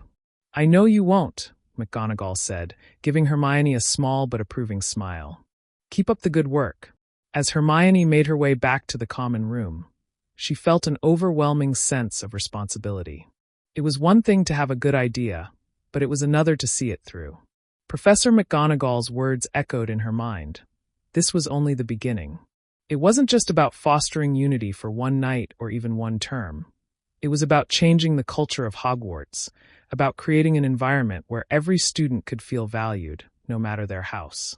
That evening, as she sat down at the Gryffindor table for dinner, Hermione noticed something that both thrilled and perplexed her. Across the hall, she saw Draco Malfoy sitting with his usual group of Slytherins. But unlike his usual scornful demeanor, he was listening intently to Blaise Zabini, who seemed to be discussing something with a level of enthusiasm that was almost friendly. Hermione's gaze lingered on Draco for a moment before she turned back to her friends. "Do you think maybe he's finally coming around?" she asked quietly, her voice tinged with curiosity. Ron, who had been absent-mindedly picking at his mashed potatoes, glanced up at her and then followed her gaze. "Malfoy," he said with a skeptical laugh. "You've got to be kidding me." "I'm serious, Ron," Hermione said. "He's not being as hostile as usual. Maybe, just maybe, he's starting to see things differently." Ron looked doubtful, but Harry seemed to share Hermione's optimism. "He might not show it, but I think he's been thinking about it more than he lets on." "Only time will tell," Hermione murmured, a small sense of hope blooming in her chest. For the first time in ages, she felt like real change was within reach. The ripple effect had begun, and it wasn't just a single night that had sparked it. It was something much deeper, something that could potentially last for years to come. But Hermione knew that this wasn't the end. It was just the beginning. And as the weeks passed, she would continue to push forward, determined to make Hogwarts a place where unity wasn't just a fleeting concept, but a lasting reality. Despite the positive momentum that had been building across the school, Hermione knew better than to assume everything was perfect. Change, as she had learned, was never as smooth as it seemed from the outside. Beneath the surface of unity and newfound camaraderie, there were still students who resisted the idea of being anything but loyal to their house's legacy. And while some had begun to soften, others dug in their heels. It was a brisk Friday morning when Hermione found herself walking into the library, hoping to catch up on some reading for her upcoming charms exam. As usual, the library was quiet, the soft rustling of pages the only sound that filled the air. She walked past the rows of shelves, glancing over the bookshelves to find a corner where she could settle down and focus. But before she could reach her usual spot, she saw something that made her stop dead in her tracks. A group of first-year Hufflepuffs was gathered around a table in the back of the library. At first, Hermione thought nothing of it, until she heard the murmurs. She recognized one of the voices immediately. It was Amber Layton, a first-year from Slytherin. The group was gathered around a piece of parchment, and the tone of the conversation made Hermione's heart sink. "I still don't get why they think we should all just be one big happy family," Amber was saying, her voice dripping with skepticism. "What's the point? Hufflepuff's always been weak. I don't see how putting them with us makes us stronger. Right? It's ridiculous," a second voice, a Gryffindor's, chimed in. "I mean, we've got our traditions for a reason. They've been around for years." Hermione's heart clenched. She hadn't expected such a reaction from the younger students, especially after everything that had happened at Unity Night. These were first years, students who hadn't even had the chance to experience the full weight of the old house rivalries. Yet, they were already echoing the same sentiments that had been ingrained in the older students for years. She hesitated, unsure whether to approach them directly. But before she could make up her mind, Amber's voice rose once again. "Just because we're in different houses doesn't mean we're all so different. I mean, Hufflepuff's only good for the ones who can't make it anywhere else," Amber scoffed. A wave of frustration washed over Hermione. She had heard enough. Without thinking, she walked over to the group, standing tall in front of them. The students fell silent as Hermione looked each of them in the eye, her voice steady but firm. "I couldn't help but overhear your conversation," she began, her gaze sweeping over the group. "And I just want to say, what you're saying isn't right. Hufflepuff is no less important than any of the other houses, and the idea that they're somehow weaker or less capable is absurd." Amber, clearly surprised at Hermione's sudden interruption, sneered. "Oh, look, it's the Hufflepuff hero herself. What are you doing here, Granger? Trying to recruit more people into your little crusade." "I'm not here to recruit anyone," Hermione replied, her tone calm but unwavering. "But I am here to correct a mistake. You've got the wrong idea about Hufflepuff. It's not about being weak. It's about loyalty, kindness, and hard work. Those are values that everyone can learn from. But you can't just expect us to all get along with them," the Gryffindor student interjected. "We've got our house spirit. How can we just throw that away?" Hermione sighed, understanding the point, but still feeling the sting of their words. "I'm not asking you to throw away your house spirit. I'm asking you to see that the things that make Hufflepuff special don't take away from what your own house stands for. We all have strengths that are valuable in their own way. Unity isn't about blending everything together until it's all the same.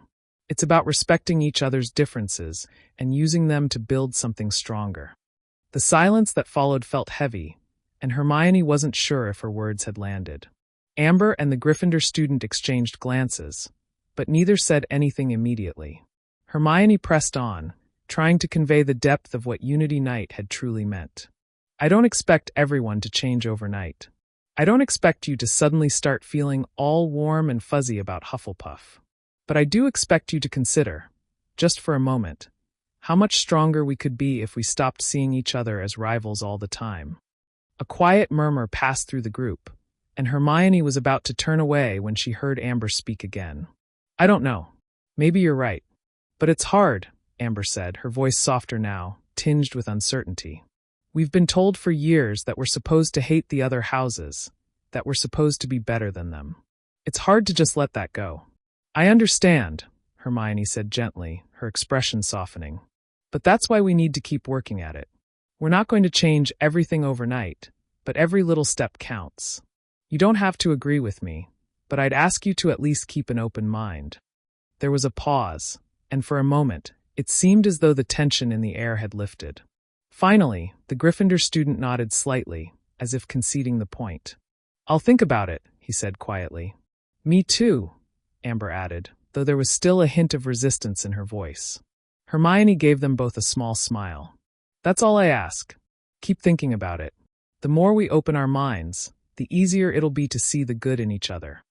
With that, she turned and walked away, feeling a bit lighter despite the lingering tension. She hadn't expected to change their minds in one conversation, but maybe, just maybe, she had planted a seed. As she made her way back to Gryffindor Tower, Hermione felt a renewed sense of determination. There were still many students who needed convincing, and she knew that the road ahead wouldn't always be easy. But she also knew that every conversation, every step forward, was another small victory.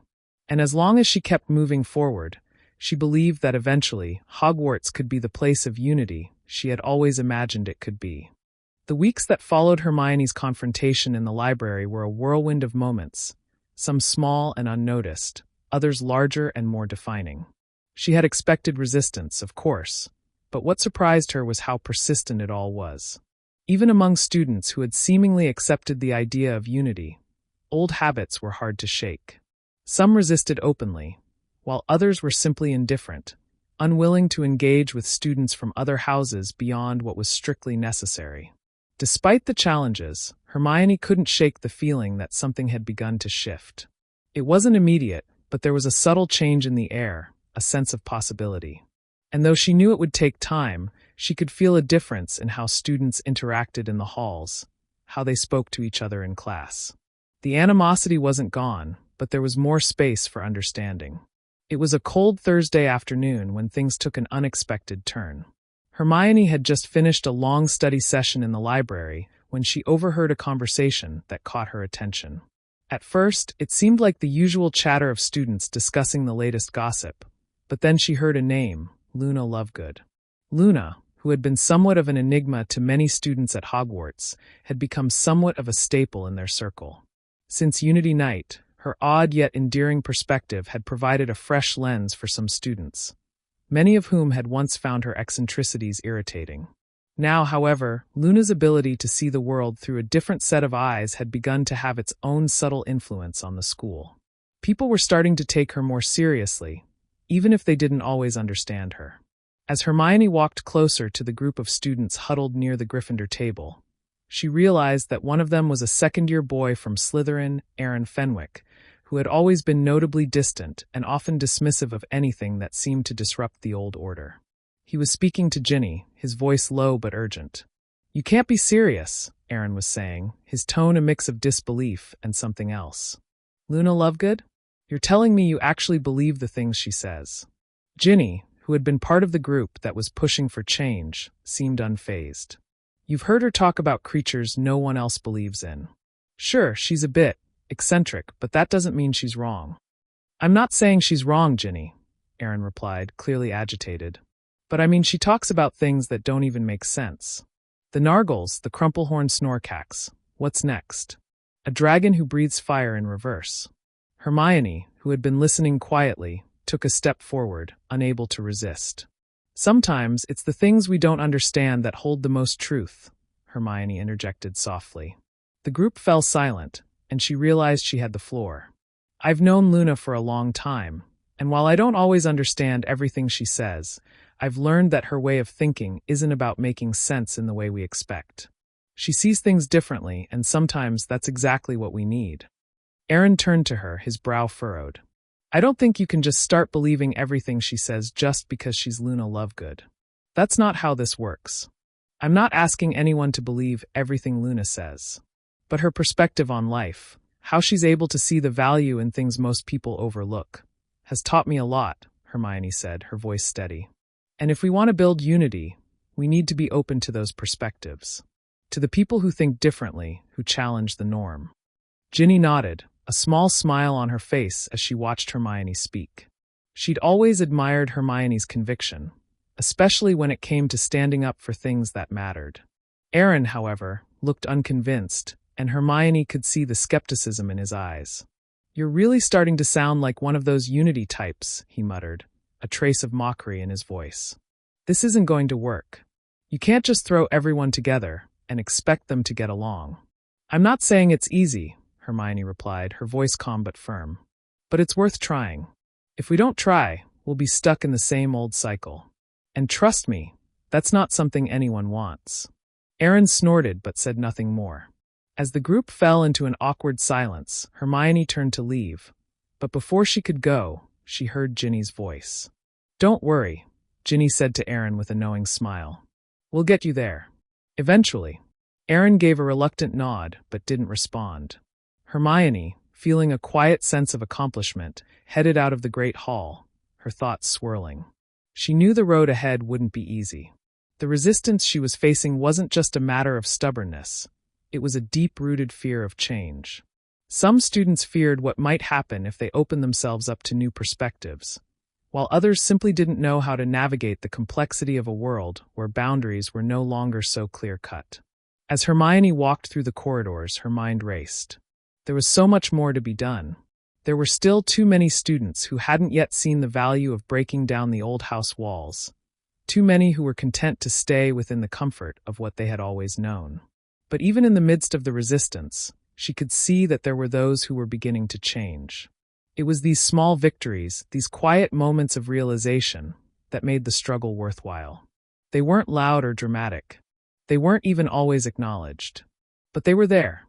Later that evening, after dinner, Hermione found herself sitting with Harry, Ron, and Ginny in the Gryffindor common room, the fire crackling softly in the hearth. "You know," Ron said, looking up from his plate, "I've been thinking. Maybe some of the Slytherins aren't as hopeless as I thought." Hermione smiled at him. "Maybe you're right. Don't get too comfortable," Ginny teased. "You've still got a long way to go before we're all one big happy family." Hermione laughed softly, but there was a deeper truth to Ginny's words. The journey wasn't over. But with every conversation, every challenge, and every moment of doubt, she could feel the change becoming more tangible. Hogwarts wasn't just changing because of one night or one idea. It was changing because of the people who were willing to open their hearts, to let go of old fears, and to embrace the possibility of something better. And Hermione knew, without a doubt, that they were closer to that goal than they had ever been before. The next few weeks at Hogwarts felt like a whirlwind. With the arrival of a new term and the looming final exams, tensions were high as students juggled their studies with the ongoing challenges of building unity among the houses. Yet, in the midst of the chaos, Hermione found herself more focused than ever on her mission. The idea of unity wasn't just a distant dream anymore. It was something she could see taking root, even if the process was slow and fraught with obstacles. One afternoon, just as the spring weather began to hint at the warmer days ahead, Hermione found herself walking through the grounds of Hogwarts. The sun was low in the sky, casting a golden light over the castle. She had just finished a meeting with the heads of the Hufflepuff and Gryffindor students to discuss plans for the next Unity Night, and though it had been productive, it left her feeling a little weary. The weight of what she was trying to accomplish was starting to take a toll. Sometimes, it seemed as though the more progress they made, the more resistance they faced. As she walked along the edge of the lake, Hermione's thoughts were interrupted by a familiar voice calling her name.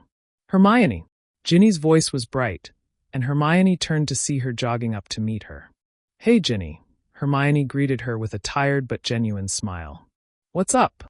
Ginny paused to catch her breath, then grinned. "I wanted to talk to you about something. It's kind of important." Hermione raised an eyebrow, intrigued.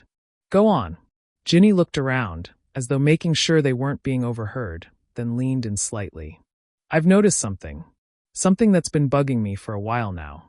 Hermione's curiosity piqued, and she crossed her arms, ready for whatever Ginny had to say. What's going on? It's the way some students, especially from Slytherin, are starting to change their minds about Unity Night, Ginny said, her voice low. I'm seeing them begin to really get behind the idea, especially after last time. But here's the thing. It feels like they're just doing it because it's the right thing to do. They're not really feeling it, you know? They're just pretending to be on board. Hermione's expression grew thoughtful. That's not surprising. Change isn't something people embrace overnight. But why do you think they're pretending? Ginny shrugged, her brow furrowing. I don't know. It's like they're doing the bare minimum, like they think if they just say the right things or show up, that'll be enough. But it's not really changing anything. And honestly, I'm starting to wonder if we've just made them think that's all they need to do to be accepted. Hermione felt a tightness in her chest. She knew what Ginny was saying was true. Sometimes the outward signs of progress were easier to see than the real, inner change. And perhaps they had been too focused on appearances, too eager to get people to just act the part of Unity without making sure the sentiment was there to back it up. I see what you mean, Hermione said slowly, her thoughts churning. But it's not something we can fix all at once.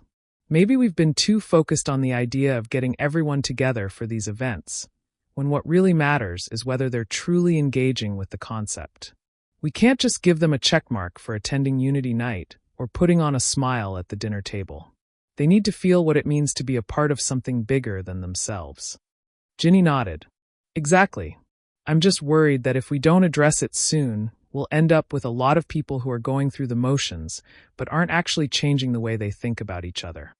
Hermione sighed and stared out at the shimmering water of the lake. For a moment, she allowed herself to feel the weight of it all. It was difficult, harder than she had imagined. But she couldn't give up now, not when they were so close. You're right, she said after a long pause. We need to do more than just make them show up. We need to make them care about the others, about the house system, about each other. Ginny's face brightened slightly at the determination in Hermione's voice. Exactly. And I've got an idea for how we can do it. Hermione turned to her with a raised eyebrow. Oh, what did you have in mind? Ginny smiled, a mischievous glint in her eyes. Well, you know how we've been focusing on big events like Unity Night and the occasional house gatherings, right? Hermione nodded. Yes, but those haven't always been as effective as we'd hoped.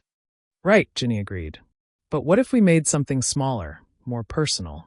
Instead of trying to get everyone into one big room and hoping they'll all magically get along, what if we set up smaller gatherings where students from different houses could talk to each other one-on-one? Or maybe in pairs, not too many people at once. That way, it's more about real conversation, not just, hey, we're all in the same room, so we're united. Hermione's eyes lit up with the spark of a new idea. I like that. One-on-one conversations. It'll be harder for them to hide behind the crowd or just give the right answers without really engaging. And they might feel more comfortable talking about things they wouldn't share in front of a large group. Ginny grinned. Exactly. It's the personal connections that matter, Hermione. Not just the appearances.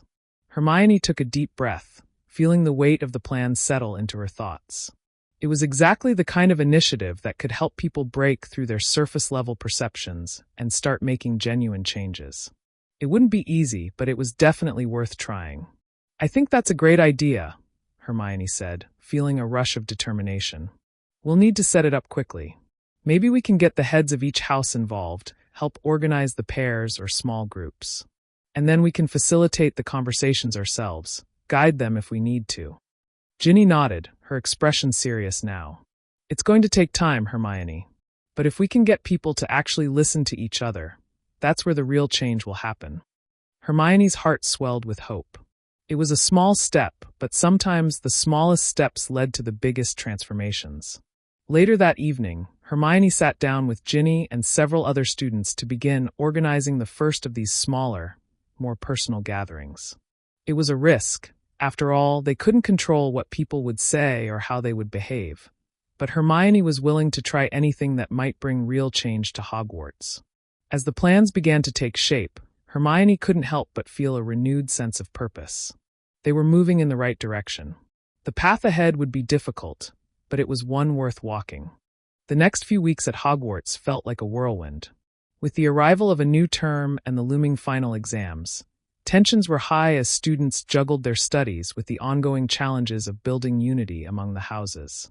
Yet, in the midst of the chaos, Hermione found herself more focused than ever on her mission. The idea of unity wasn't just a distant dream anymore. It was something she could see taking root, even if the process was slow and fraught with obstacles. One afternoon, just as the spring weather began to hint at the warmer days ahead, Hermione found herself walking through the grounds of Hogwarts.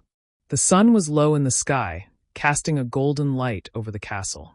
She had just finished a meeting with the heads of the Hufflepuff and Gryffindor students to discuss plans for the next Unity Night, and though it had been productive, it left her feeling a little weary. The weight of what she was trying to accomplish was starting to take a toll. Sometimes, it seemed as though the more progress they made, the more resistance they faced. As she walked along the edge of the lake, Hermione's thoughts were interrupted by a familiar voice calling her name. "Hermione!"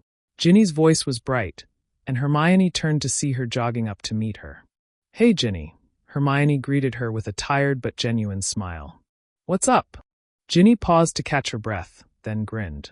"I wanted to talk to you about something. It's kind of important." Hermione raised an eyebrow, intrigued. "Go on." Ginny looked around, as though making sure they weren't being overheard, then leaned in slightly. "I've noticed something. Something that's been bugging me for a while now." Hermione's curiosity piqued, and she crossed her arms, ready for whatever Ginny had to say.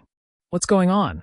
"It's the way some students, especially from Slytherin, are starting to change their minds about Unity Night," Ginny said, her voice low. "I'm seeing them begin to really get behind the idea, especially after last time. But here's the thing. It feels like they're just doing it because it's the right thing to do. They're not really feeling it, you know? They're just pretending to be on board." Hermione's expression grew thoughtful. "That's not surprising. Change isn't something people embrace overnight. But why do you think they're pretending?" Ginny shrugged, her brow furrowing. "I don't know. It's like they're doing the bare minimum, like they think if they just say the right things or show up, that'll be enough. But it's not really changing anything. And honestly, I'm starting to wonder if we've just made them think that's all they need to do to be accepted." Hermione felt a tightness in her chest. She knew what Ginny was saying was true. Sometimes the outward signs of progress were easier to see than the real, inner change. And perhaps they had been too focused on appearances, too eager to get people to just act the part of unity without making sure the sentiment was there to back it up. "I see what you mean," Hermione said slowly, her thoughts churning. "But it's not something we can fix all at once. Maybe we've been too focused on the idea of getting everyone together for these events, when what really matters is whether they're truly engaging with the concept. We can't just give them a checkmark for attending Unity Night or putting on a smile at the dinner table. They need to feel what it means to be a part of something bigger than themselves." Ginny nodded. "Exactly. I'm just worried that if we don't address it soon, we'll end up with a lot of people who are going through the motions, but aren't actually changing the way they think about each other." Hermione sighed and stared out at the shimmering water of the lake. For a moment, she allowed herself to feel the weight of it all. It was difficult, harder than she had imagined. But she couldn't give up now, not when they were so close. "You're right," she said after a long pause. "We need to do more than just make them show up. We need to make them care about the others, about the house system, about each other." Ginny's face brightened slightly at the determination in Hermione's voice. "Exactly. And I've got an idea for how we can do it." Hermione turned to her with a raised eyebrow. "Oh, what did you have in mind?" Ginny smiled, a mischievous glint in her eyes. "Well, you know how we've been focusing on big events like Unity Night and the occasional house gatherings, right?" Hermione nodded. "Yes, but those haven't always been as effective as we'd hoped." "Right," Ginny agreed. "But what if we made something smaller, more personal? Instead of trying to get everyone into one big room and hoping they'll all magically get along, what if we set up smaller gatherings where students from different houses could talk to each other one-on-one? Or maybe in pairs, not too many people at once. That way, it's more about real conversation, not just, hey, we're all in the same room, so we're united." Hermione's eyes lit up with the spark of a new idea. "I like that. One-on-one conversations. It'll be harder for them to hide behind the crowd or just give the right answers without really engaging. And they might feel more comfortable talking about things they wouldn't share in front of a large group. Ginny grinned. Exactly. It's the personal connections that matter, Hermione. Not just the appearances. Hermione took a deep breath, feeling the weight of the plan settle into her thoughts. It was exactly the kind of initiative that could help people break through their surface-level perceptions and start making genuine changes. It wouldn't be easy, but it was definitely worth trying. I think that's a great idea, Hermione said, feeling a rush of determination. We'll need to set it up quickly.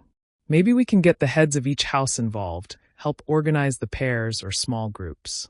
And then we can facilitate the conversations ourselves, guide them if we need to. Ginny nodded, her expression serious now. It's going to take time, Hermione. But if we can get people to actually listen to each other, that's where the real change will happen. Hermione's heart swelled with hope. It was a small step, but sometimes the smallest steps led to the biggest transformations. Later that evening, Hermione sat down with Ginny and several other students to begin organizing the first of these smaller, more personal gatherings. It was a risk. After all, they couldn't control what people would say or how they would behave. But Hermione was willing to try anything that might bring real change to Hogwarts. As the plans began to take shape, Hermione couldn't help but feel a renewed sense of purpose. They were moving in the right direction. The path ahead would be difficult, but it was one worth walking. The weeks after Hermione and Ginny had come up with their plan for smaller gatherings were a whirlwind of activity. Organizing the events required coordination between students from all four houses, and there were several moments of tension as they worked through logistics and timing. Despite the hurdles, Hermione couldn't help but feel an overwhelming sense of hope as the idea slowly came together. The concept was simple: one-on-one or small group discussions designed to break down barriers, forge connections, and most importantly, help students understand one another on a deeper level. Each gathering would focus on a different theme, values they all shared, what it meant to be a part of their respective houses, what they could learn from one another. It wasn't about convincing anyone to suddenly think the same way. It was about creating space for vulnerability and empathy. It was an idea born from her belief that understanding could change more than just the words people said. It could change their actions. By the time the first session was scheduled, Hermione was nervous. The students were skeptical, unsure about the effectiveness of such a small, intimate gathering compared to the large, grand Unity nights. Even Ron, who had always supported her, seemed unsure. "You really think this is going to work?" he asked one evening as he and Hermione were walking back to Gryffindor Tower. "I mean, people have been talking the talk, but how many of them will actually listen in these small groups?" Hermione sighed, her breath visible in the chilly air of the corridor.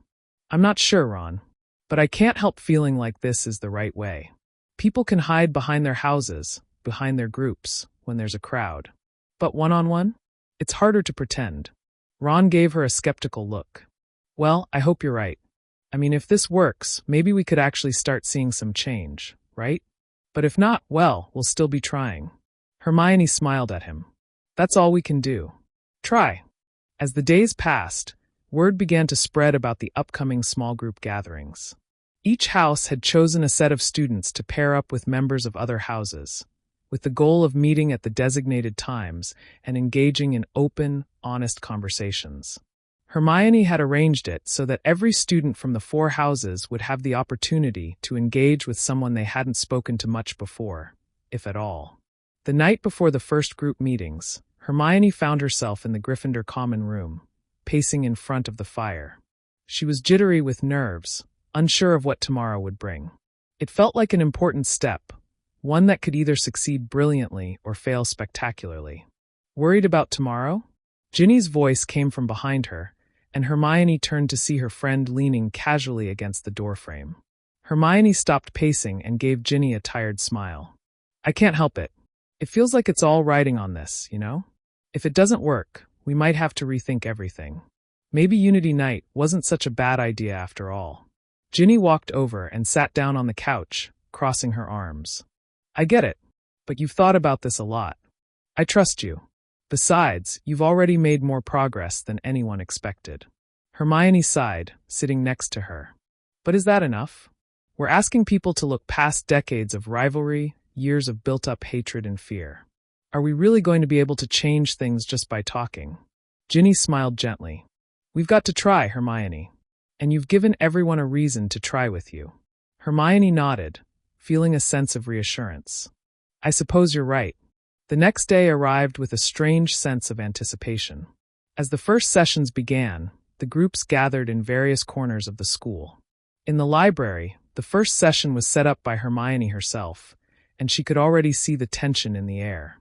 Some of the students, particularly those from Slytherin, seemed unsure, standing awkwardly near their appointed partners from Gryffindor or Hufflepuff. It wasn't a confrontation, not yet, but there was a clear hesitance. Hermione paired herself with Draco Malfoy. He had been one of the more vocal skeptics of the Unity movement, and she had purposefully chosen him as her conversation partner. She needed to see how this would play out with someone who was so deeply ingrained in the old system. Malfoy stood by the window, his arms folded tightly over his chest as he stared out at the grounds. Hermione could see the muscles in his jaw tighten as he turned to face her.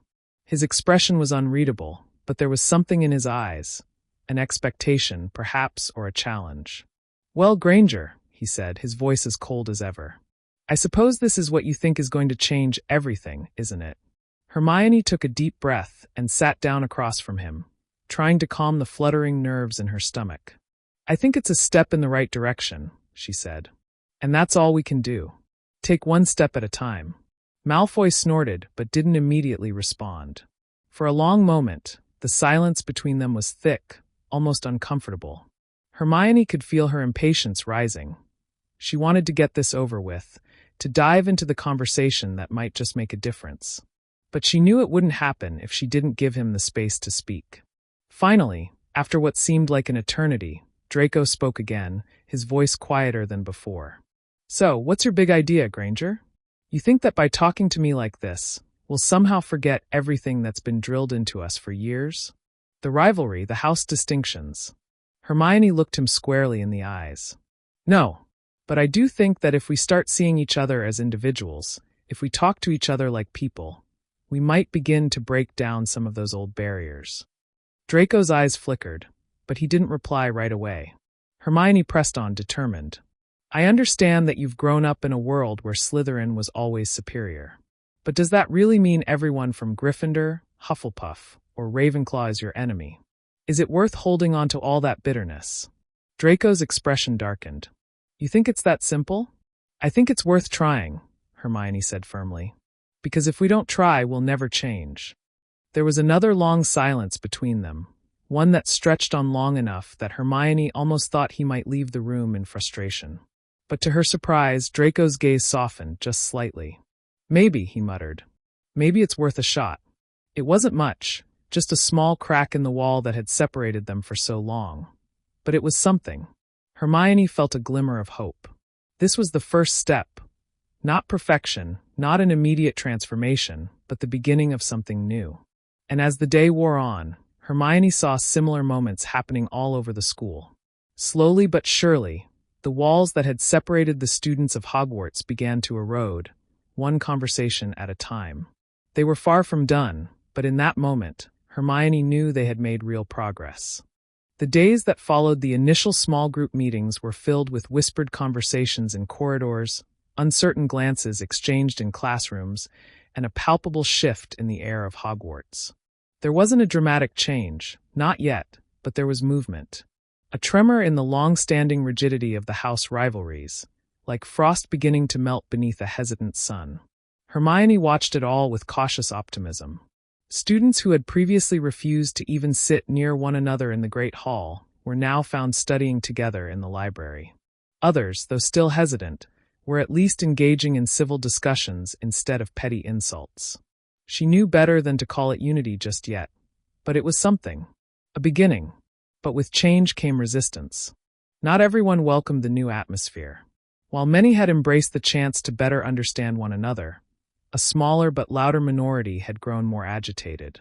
Rumors began circulating, some claiming that the entire initiative was a way for Hermione to earn favor with the professors, others that she was trying to erase house identity entirely. She first heard whispers of this unrest in the dungeons, when Ernie Macmillan returned from a paired session with a scowl on his face. "They didn't even try," he muttered as he sat beside Hermione in the common room, cheeks still flushed. "I met with that boy, Derek Travers, Slytherin. Whole time, he just stared at me like I'd sprouted horns." Hermione frowned. "Did you ask him about it? Why he wasn't willing to talk?" "I tried, Hermione. I really did. But he said we're just wasting our time. That we're pretending everything can be all sunshine and unity, while ignoring what Hogwarts really is. A divided school where Slytherins are treated like villains and everyone else is praised." Hermione leaned back, heart sinking a little. She had hoped the idea of speaking as individuals would catch on more quickly. "I'll talk to him," she said eventually. "Maybe I can help him see this isn't about blame. It's about healing." But even as she spoke the words, she wondered if it would be enough. Later that evening, as she made her way toward the Ollery to send a letter to her parents, she found herself intercepted by none other than Draco Malfoy. "Granger." His voice lacked its usual sneer. Instead, it held something different, perhaps unease or caution. "Malfoy," Hermione replied, slowing her steps. "What is it?" He glanced around the corridor before stepping a little closer, lowering his voice. "I don't know what you're planning next, but I think you should be careful." Hermione arched an eyebrow. "Careful? There are some in my house who aren't thrilled with what you're doing. They think you're trying to turn Hogwarts into some fluffy utopia. And they don't like it." Hermione folded her arms. "So, what are they going to do? Start sabotaging conversations? Hang banners and protest?" Draco's mouth tightened. "Some are talking about more than that. Just don't be so naive. Not everyone wants peace, Granger. Some people are angry that you're shaking things up." Hermione took a steadying breath. "I appreciate the warning, but I'm not going to stop trying just because a few people are uncomfortable."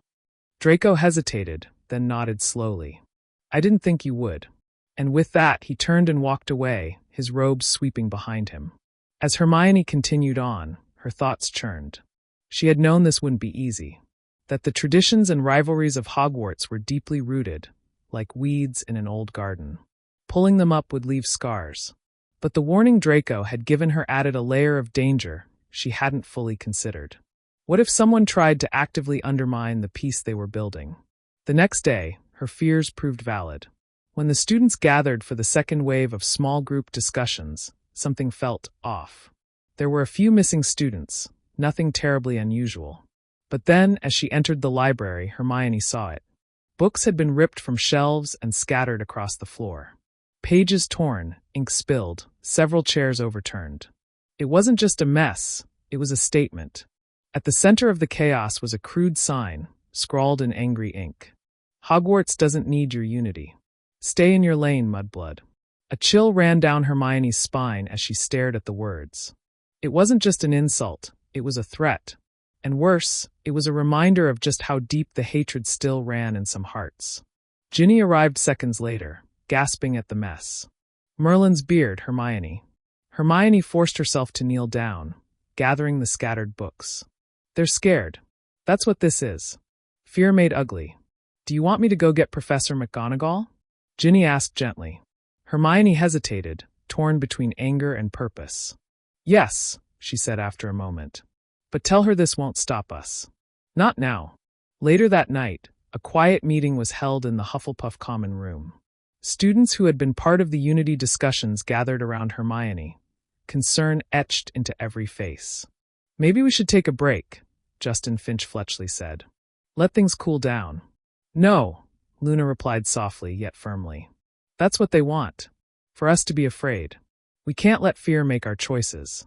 Hermione looked around at her friends, all tired, all hurt, but all still here. "No one said change would come easily," she said. "We're stirring something deep, something old. But if we let them scare us into silence, then nothing will ever change."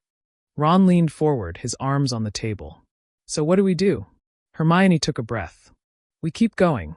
And deep in her chest, despite the fear and the darkness of the message left behind, she felt the fire of resolve burn brighter than ever. The storm hadn't passed, but it had shifted.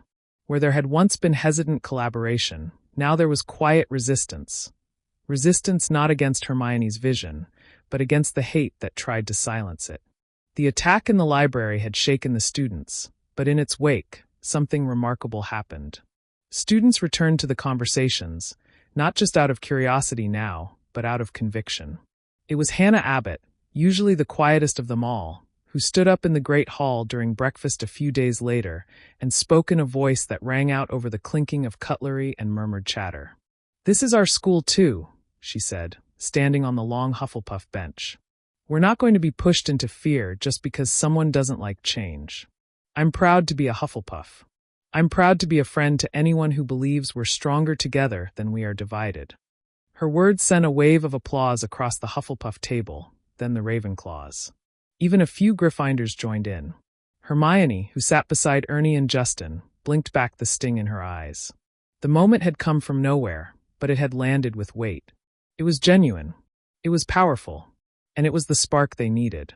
Over the next week, Hermione began organizing what she called the Bridge Assembly. It would be the first school-wide student gathering held not by professors, but by the students themselves, an open forum to speak, to share, to listen. It wasn't easy. Professor McGonagall was hesitant, but eventually gave her blessing. Professor Sprout, of course, offered the full backing of Hufflepuff House. Even Professor Snape, while he made a grumbling comment about pointless dramatics, didn't stop the Slytherins from attending. When the day arrived, the Great Hall was rearranged.